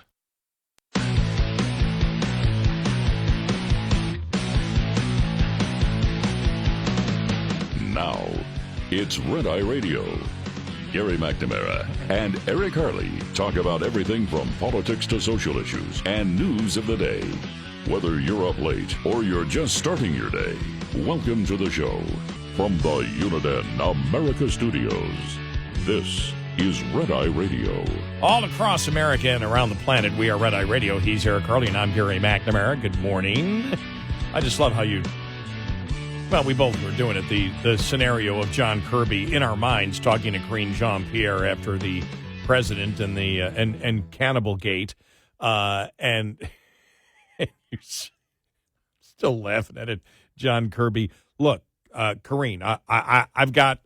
I'm taking care. I got a busy day today. I'm going to be taking, again, the position that the administration is pro-terrorist and somehow try to spin that to be pro-American.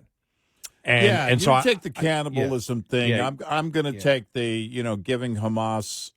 We're listening. We got a meeting with Michael Moore today. We're thinking about throwing out the whole idea of as he wants reparations for Hamas. Yeah. I got a tough day already. Look, you handle the cannibal thing. I don't know where you're going to go with it, but somebody's going to ask a question. You answer a different question and then take no follow-ups. And please do not let Ducey ask that question because he'll force a follow-up on it. Right. So you don't want Ducey asking you about – we don't want Fox News asking you about the whole cannibalism thing. So you got to deflect this thing right away. Well, and keep in mind, just in the back of your mind, keep in mind this answer. You might just keep this in your book. Write it down somewhere and keep it in the book. Listen, Pete, and of course, because all of your answers start with "Listen, Pete." With the price of food today,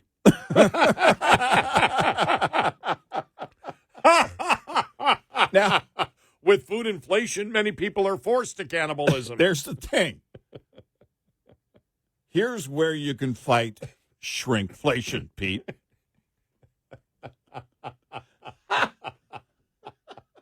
Because Americans are getting fatter, which is the opposite of shrinkflation.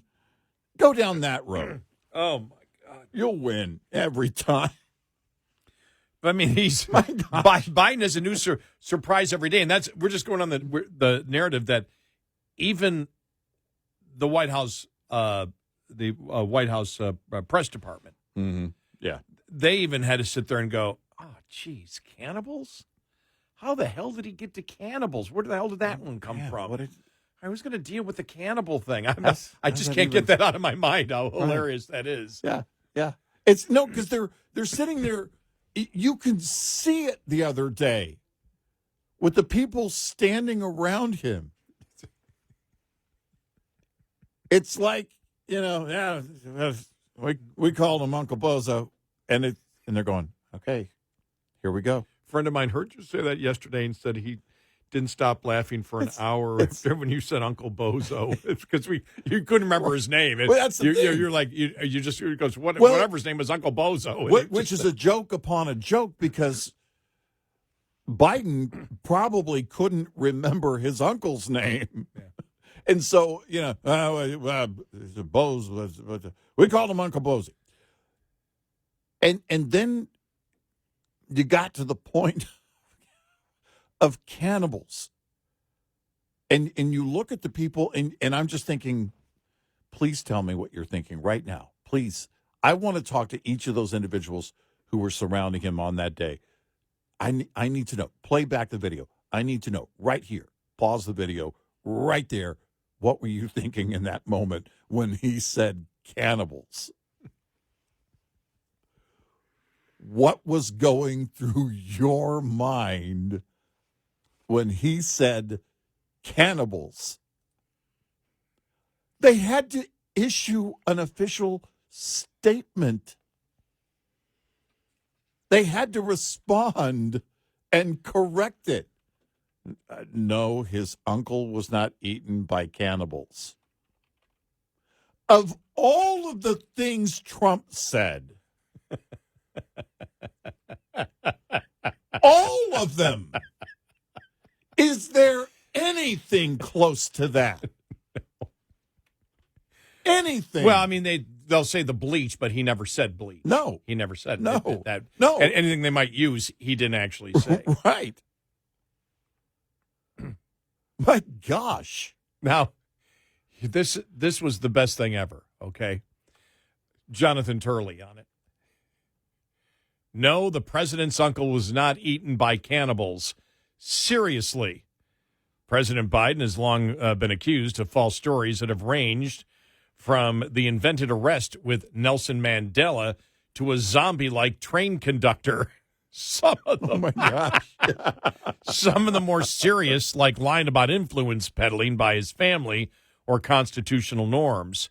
However, as a military history nut, one news story stood out this week. President Biden suggesting that his uncle Ambrose Bosie Finnegan may have been eaten by cannibals in World War II. What is striking about this story is the specificity of the key facts, and that the fact that they are entirely false, other than his uncle died near New Guinea. Mm-hmm. During a stop in Pittsburgh on Wednesday, Biden told the story about how Bosie may have been consumed by the natives of New Guinea. He was a hell of an athlete, they tell me. When he was a kid, he flew those single-engine planes as reconnaissance over war zones, and he got shot down in New Guinea. They never found his body because there were a lot of cannibals for real in that part of New Guinea. Yeah. The account appears in the official transcript. they couldn't white it out. That's it. Of Biden's remarks. They never recovered his body, but the government went back down there when I went down there, and they checked and found some parts of the plane. It is not clear when the search occurred and where the additional plane parts were found, given that it crashed in the ocean. However, it suggests that he later, as senator, followed up on the story with the military in locating confirming wreckage. Mm-hmm. The only alternative would be to rely on a witness. Yes, there was a survivor, and he gave a detailed account how Finnegan and others remained in the plane as it sank. The more glaring problem is that Bosie was not flying a plane and was not shot down. It was not a single-engine plane, but a Douglas A-20 with two Pratt & Whitney engines. He was not the pilot, but a passenger on the plane. Indeed, he was not referenced in the official report as a pilot, but a staffer at the headquarters of the 5th Air Force. The plane had mechanical problems and crashed near New Guinea. He did not disappear in... Okay, this may be the best line the Turleys ever wrote. Okay, are you ready for this? Yeah. He did not disappear in a sea of cannibals, but the actual sea where he and other passengers failed to get out of the wreckage. That was not the only false claim made by the president in his remarks. However, the fake story led me to look into whether there were any other accounts of pilots being eaten by cannibals. Surprisingly, there are accounts of Japanese troops engaging in such cannibalism. One of the documented stories of Japanese cannibalism involved another president. George Herbert Walker Bush was a combat pilot in World War II and survived being shot down over the Pacific on an island in September of 1944. He was not alone. 9 other airmen went down, but only Bush was able to evade capture because he bailed out over the sea. By the way, I read that book about 20 years ago, I think it was. Great book. Nevertheless, he only survived because other pilots gave covering fire as he paddled away in a life raft. The other 8 were not so lucky. James Bradley's book, this is the book I read, Flyboys, A Story of True Courage, details a tragedy that unfolded. They were beaten, tortured, and eventually beheaded. The major then had their flesh prepared for an officer's feast and party in his quarters. So it actually did happen to American servicemen. Mm-hmm. Right.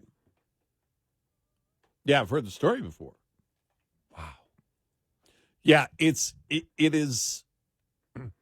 Ironically, there are many stories of native cannibals rescuing downed pilots rather than eating them and helping them survive and make it back to their commands. By the way, I never thought on the show I'd be talking about cannibals, just so you know. Right. I just never thought this was... Well, there was a story about those natives, and there was a group that was approaching those natives knowing that they were cannibals and saying, wait a minute, we got to be careful here. And it ended up being fine, but at every turn they were like, okay, are we in danger?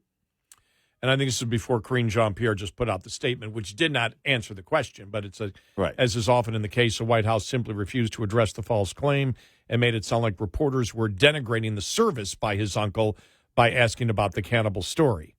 White House spokesperson Andrew Bates declared President Biden is proud of his uncle's service in uniform and emphasized that Finnegan lost his life when the military aircraft that he was on crashed in the Pacific after taking off near New Guinea. Of course, that's what they're going to claim, that there you are. See, there they are, the reporters, and they're right. Mm-hmm. They're denigrating the service. No, we're laughing at the lies of Biden. Well, the bizarre set of lies that has been going on for pretty much all of his adult life, certainly all of his public service life, which has been pretty much all of his adult life. For decades, he's told a long list now of bizarre lies. This is just one more. I did like yesterday, though, see when he said, "Are you ready to choose freedom over democracy? That's America." Yeah. He said that yesterday. It's like, Yeah. Oh, my God, that was so bad. Please have a debate. Just one debate, I'm begging you. Put him on the debate stage just for one night. Yeah. But that New York Post article, I mean, the headline was just, when I saw that, I burst out laughing. White House admits Biden's uncle wasn't eaten by cannibals. Actually, a headline in the New York Post. Yeah. Yesterday. No, I mean, it's an official record. All of this now is on official record. That was an official day. Here we go. Okay. Somebody get who's on the cannibals story?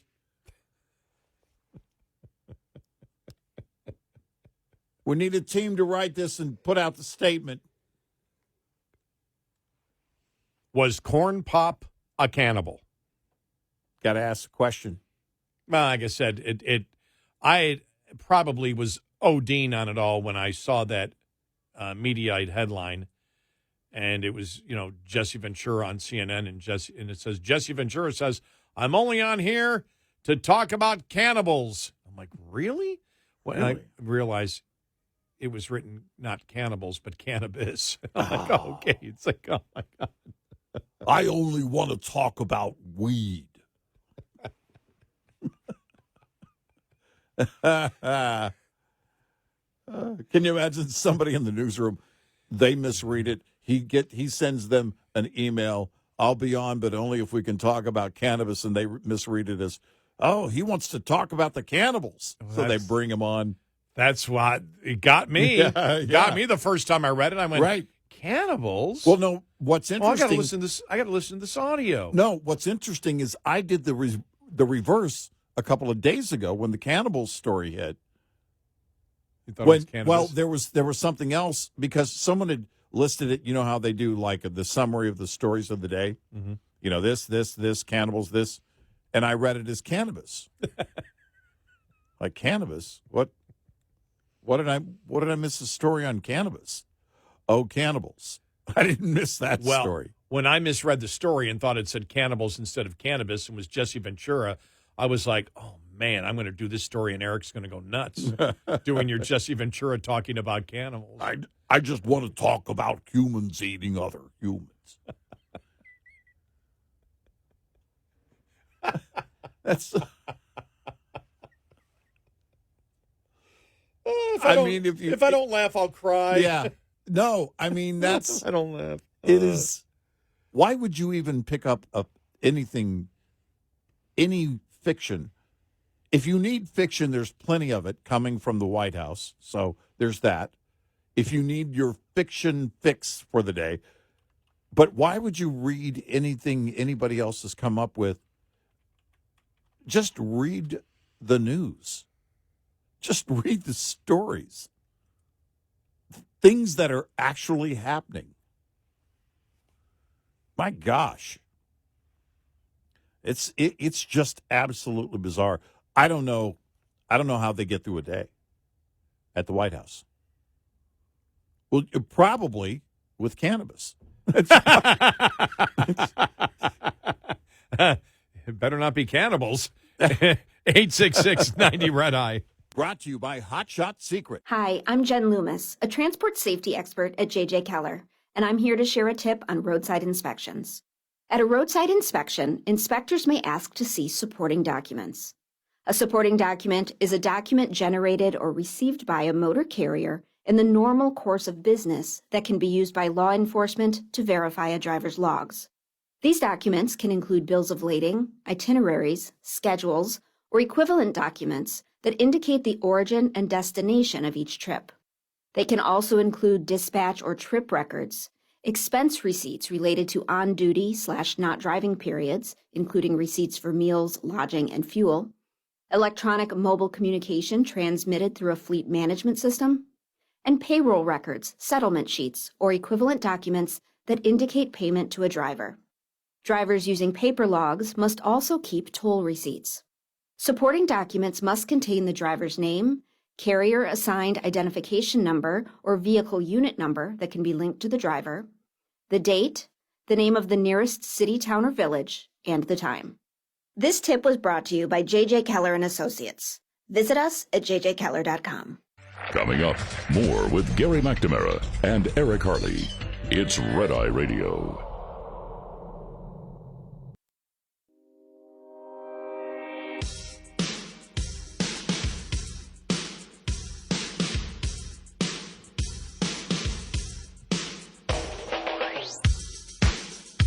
It's Red Eye Radio. He's Eric Harley, and I'm Gary McNamara. You know, the whole thing's going to disrupt my philanthropy, right? Because now when I see some kind of public service announcement on TV saying, you could feed a family of 4. Oh, jeez. It's now my thinking is totally different. Come on. Moving on from cannibals. You know, the problem with cannibals, you give them an inch, they take a foot. I mean, it's Friday. What else are we going to do? You're a canophobe. Now, I will admit, people are questioning, you mean he's afraid of pot or cannibals? You're a canophobe. Yeah, right. You're a rabid How canophobe. dare you? How dare you? You and your bigotry. They had me over for dinner. Yeah, it's like, I mean, oh my coming up, gosh. following the bottom of the hour, former Attorney General Bill Barr says he's voting for the Republican ticket in 2024, and also had some comments on the hush money trial. I think, you know, people like Barr, that originally, you know, he had always said, depending on what the Democrats do, he might support the Republican ticket. Now he says he will. But I think if you talk to a Bill Barr or you talk to a number of the Democrats there, if you talk to, as we have mentioned before, the Barry Weiss or Michael Schellenberger. Now, I don't know if I don't think Schellenberger is going to vote for Trump. Barry Weiss said, yeah, I would. You know, she actually came out and said, yeah, because he was right on so many things, and she's as liberal as you can get. I really think that I think there's a fear in the old liberals, and there's still old-time liberals in the Democratic Party.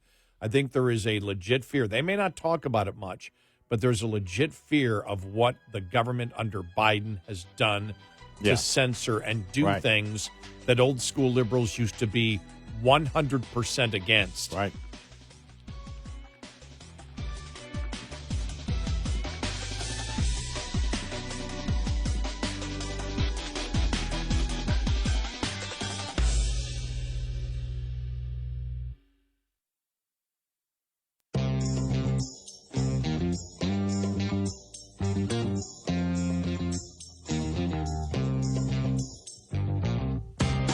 On our website, RedEyeRadioshow.com. Show info with stations, podcasts, and more. Red Eye Radio. And he's Eric Harley, and I'm Gary McNamara. Download our Red Eye Radio app today. You can listen when and where you choose if you can't listen to one of our great radio stations overnight. All right, this is Bill Barr, yesterday, former Attorney General, on Fox News, talking about the hush money case. Well, I've said from the beginning, this case is an abomination. You know, it's obviously political. 7 years after he pays hush money to try to come up with this case. It's also, as you say, it's not only far-fetched, they're trying to predicate it on a federal crime, which wasn't prosecuted, and they're wrong about it. This was not a campaign contribution. They're just wrong on the law. But to me, this shows that the real threat to liberty The real threat to our system are the excesses of the progressive left. They're perverting the system of justice, and that's where the danger lies. The corruption and subversion of our institutions by the left. I heard you call this hush money case outrageous. And I also know you've been asked many times, you've had your disagreements with the former president. He's the presumptive nominee. We assume he will be the nominee. Will you support him in 2024? Well, I've said all along, given two bad choices, I think it's my duty to pick the person I think would do the least harm to the country. And in my mind, I will vote the Republican ticket. You will. I will support the Republican ticket. I think the real danger to the country, the real danger to democracy, as I say, is the progressive agenda. And while Trump, and I said, Trump may be playing Russian roulette, but continuation of the Biden administration is national suicide, in my opinion. Yesterday, the Supreme Court heard a case about obstruction charges against some of the January 6th riot defendants, but it also has an impact possibly on a future legal event that President Trump's going to have to deal with. Listen to Justice Neil Gorsuch yesterday. Would a sit-in that disrupts a trial or access to a federal courthouse qualify? Would a heckler in today's audience qualify, or at the State of the Union address? Would pulling a fire alarm before a vote qualify? You're the best at explaining legal arguments and where justices are going to the rest of us who are not lawyers. What should we know? So before I became AG, I wrote a 19-page memo on this topic. A lot of people were raising this when I was confirmed. I did it as a private citizen, and it was on this provision. And I said it was being carried much too far, and it has to be restricted to the impairment of evidence, like the destruction of documents and things like that. It just can't be used the way they're using it, and it's very comprehensive. And now several courts have agreed, and I think the Supreme Court is going to rule that way. Wow. There you go. Yep. By the way, he's right. Yeah. He's, when you look at it, the biggest, and that's why I stated before this when I mentioned Bill Barr, then I mentioned after the wiki, not the wiki, the Twitter files. Yeah. I really think that you had old school liberals, and I still think there's a lot of old school liberals out there that won't talk about it, but they're completely blown away by what has gone on. They understand what the law is, and they look for example of what the progressive left is doing across the board on everything. And I'm talking about being pro-Hamas, being pro-genocide, being anti-Semitic, the identity politics that exists where they judge people by groups and not individuals. You talk about Neanderthal thinking. They say that Trump would take this country back 100 years. Well, you're taking society back 1,000 years. Right. Where you wish to go. The radical transgender movement. You add all these things up and you come up with just pure insanity. And then you look at these legal cases and the constitutional implications here and what they're doing and how they're attempting to pervert the law and how they're trying to change the Constitution. It's the left that wishes to get rid of the First Amendment, both on freedom of speech, limit freedom of speech, and freedom of religion. It is the left that wishes to get rid of the Second Amendment. It's the left that doesn't believe in the separation of powers, which is a key component that separates the United States and Western democracies from anything else ever created in a governmental institution to ensure that power does not concentrate in one area of the government, which we're dealing with right now, by the way, with executive orders with this president who just doesn't care about what the law is. I'm just going to do it, and I'm going to try to do it before the courts can review it so I can get done what I want to get done. Right. And not have Congress make the laws. And the reason is, and what the left is saying is what you hear from every dictator. Well, you know something? Dictators can get things done very quickly because they just make the decision. Waiting for Congress is just too long. Yeah, we're waiting for Congress, Yeah. That's what they believe in the Supreme Court. Let the justices make law. Because if the justices agree with us and they make the law instead of interpreting the law, we don't have to go through all this messy stuff with the bicameral legislature. Who cares about the bicameral legislature? We can get what we want with one person. They believe in a dictatorship. Well, no, they do. And Obama kind of took that on and ran with it. And remember, when he was talking about, I don't need Congress for cap and trade, I have a pen. Yep. And that was his approach. And you take that executive power to the nth degree. Well, and you create law. And I think there are many people on the left that are looking at this, and I can't quantify how much of the left is doing it, but the rank and file voter on the left looking at this going, well, wait a minute. If the Democrats can do this and they get away with it, then the Republicans can do it and they get away with it. And it's never ending.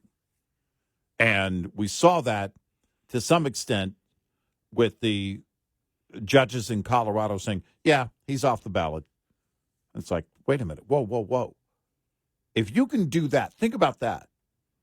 If they had gotten away with that, I mean, they were never going to get away with that. But if they had gotten away with it, that was the thought at the time.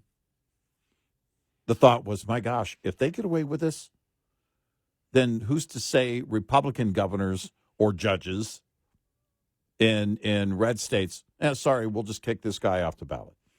You had a few Democrats that were against what was happening there, but the vast majority of Democrats and the mainstream media supported what was clearly unconstitutional to do that. Well, they're doing it now with the cases. Yeah. In the media, they're full on, this is a legitimate, all of these are legitimate cases against Trump. They can't explain why they are. No, they can't. They couldn't explain why it was okay to kick Trump off the ballot. They tried to justify it and repeating what the judges were saying and which was ludicrous. And they'll take that, but the voter, the Democratic voter, there's a growing number of them that doesn't buy that and knows the danger of going down the road. I don't know how they'll change their vote, but you see it more and more, people talking about, man, if you do this, there's no way. Stephen A. Smith. Oh. What in the world? Okay, I've got to find some audio coming up here. From Stephen A. Smith, yeah. It's because that's it. If there's going to be, if you're going to have this, political persecution and political prosecution, where does it end? Yeah, he had more stuff to say the last couple of days. Right, Thank you for bringing that up because there's been so much. I'm like, that's right. I got to throw Stephen A. Smith in there. Right. And again, we used to just, when he was doing Strictly Sports, we used to, mock him in the panel because it was, and I think SNL did the same thing one time. Yeah. Where it's like, what do you think the score is going to be this weekend? Well, I think the Cowboys are going to beat the Bills 21-19. 21-19? What are you talking about? It's not going to be 21-19. It's going to be 23-17. And the Bills are going to win. No, you're completely off. It's going to be 19-17. No, it's going to be a tie. How can you say it's going to be a tie? I mean, the speculation, going crazy and angry on speculation, you sit there and you go, well, they're a little bit nuts, aren't they? I mean, they're taking this a little bit too far. We know it's sports and we know it's fun, but guys, calm down. And all of a sudden,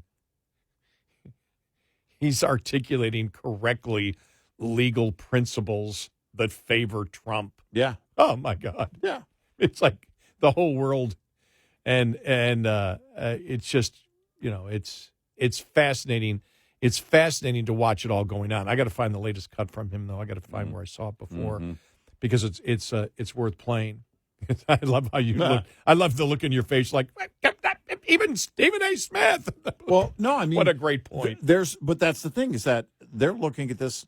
You've got more and more liberals that are speaking out, and I never would have said. You might even hear Stephen A. Smith say that.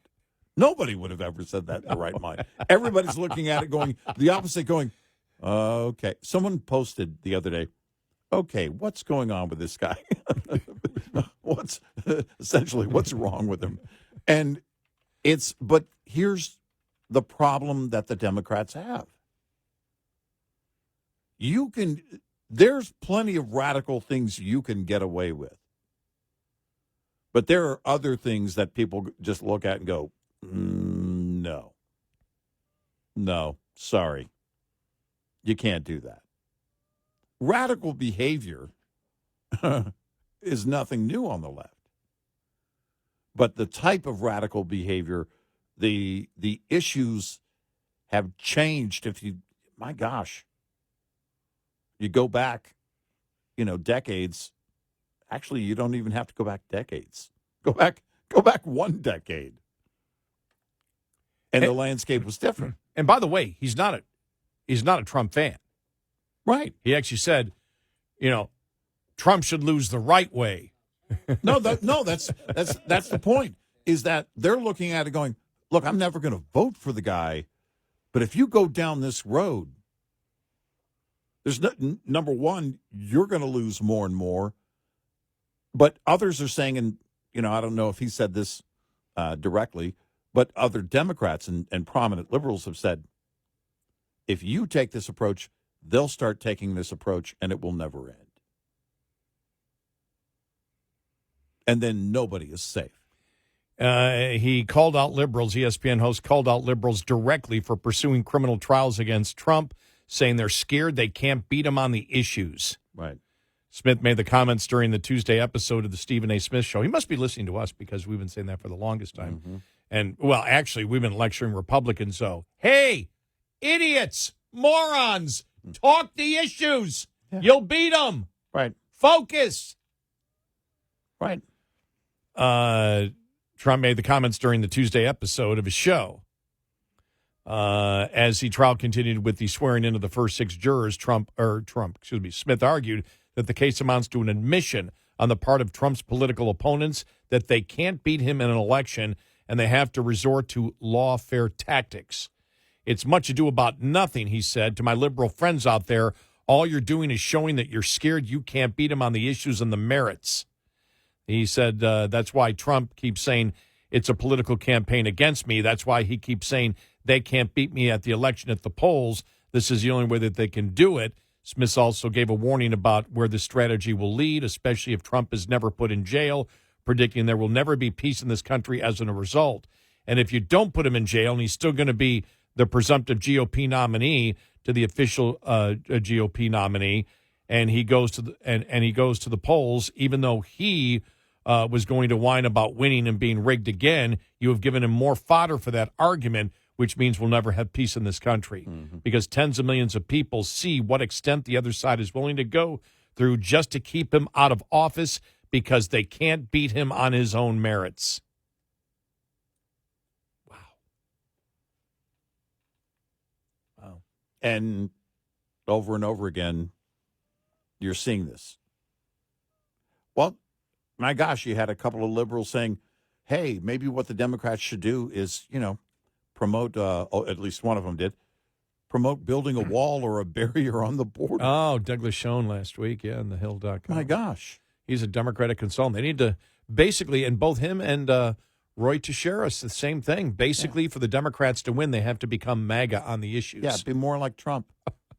866-90-RED-EYE. Lines open for your calls. 866-90-RED-EYE on Red Eye Radio.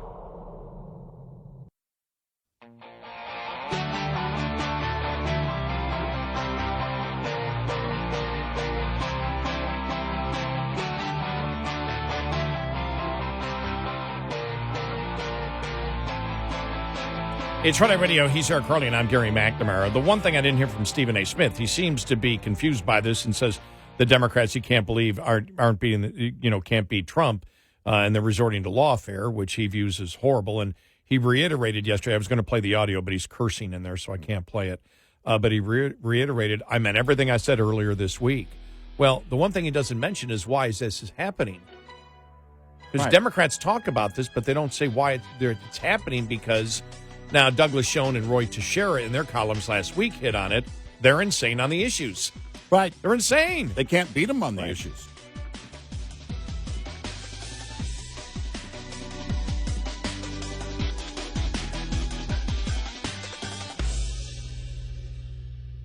This is Red Eye Radio on Westwood One.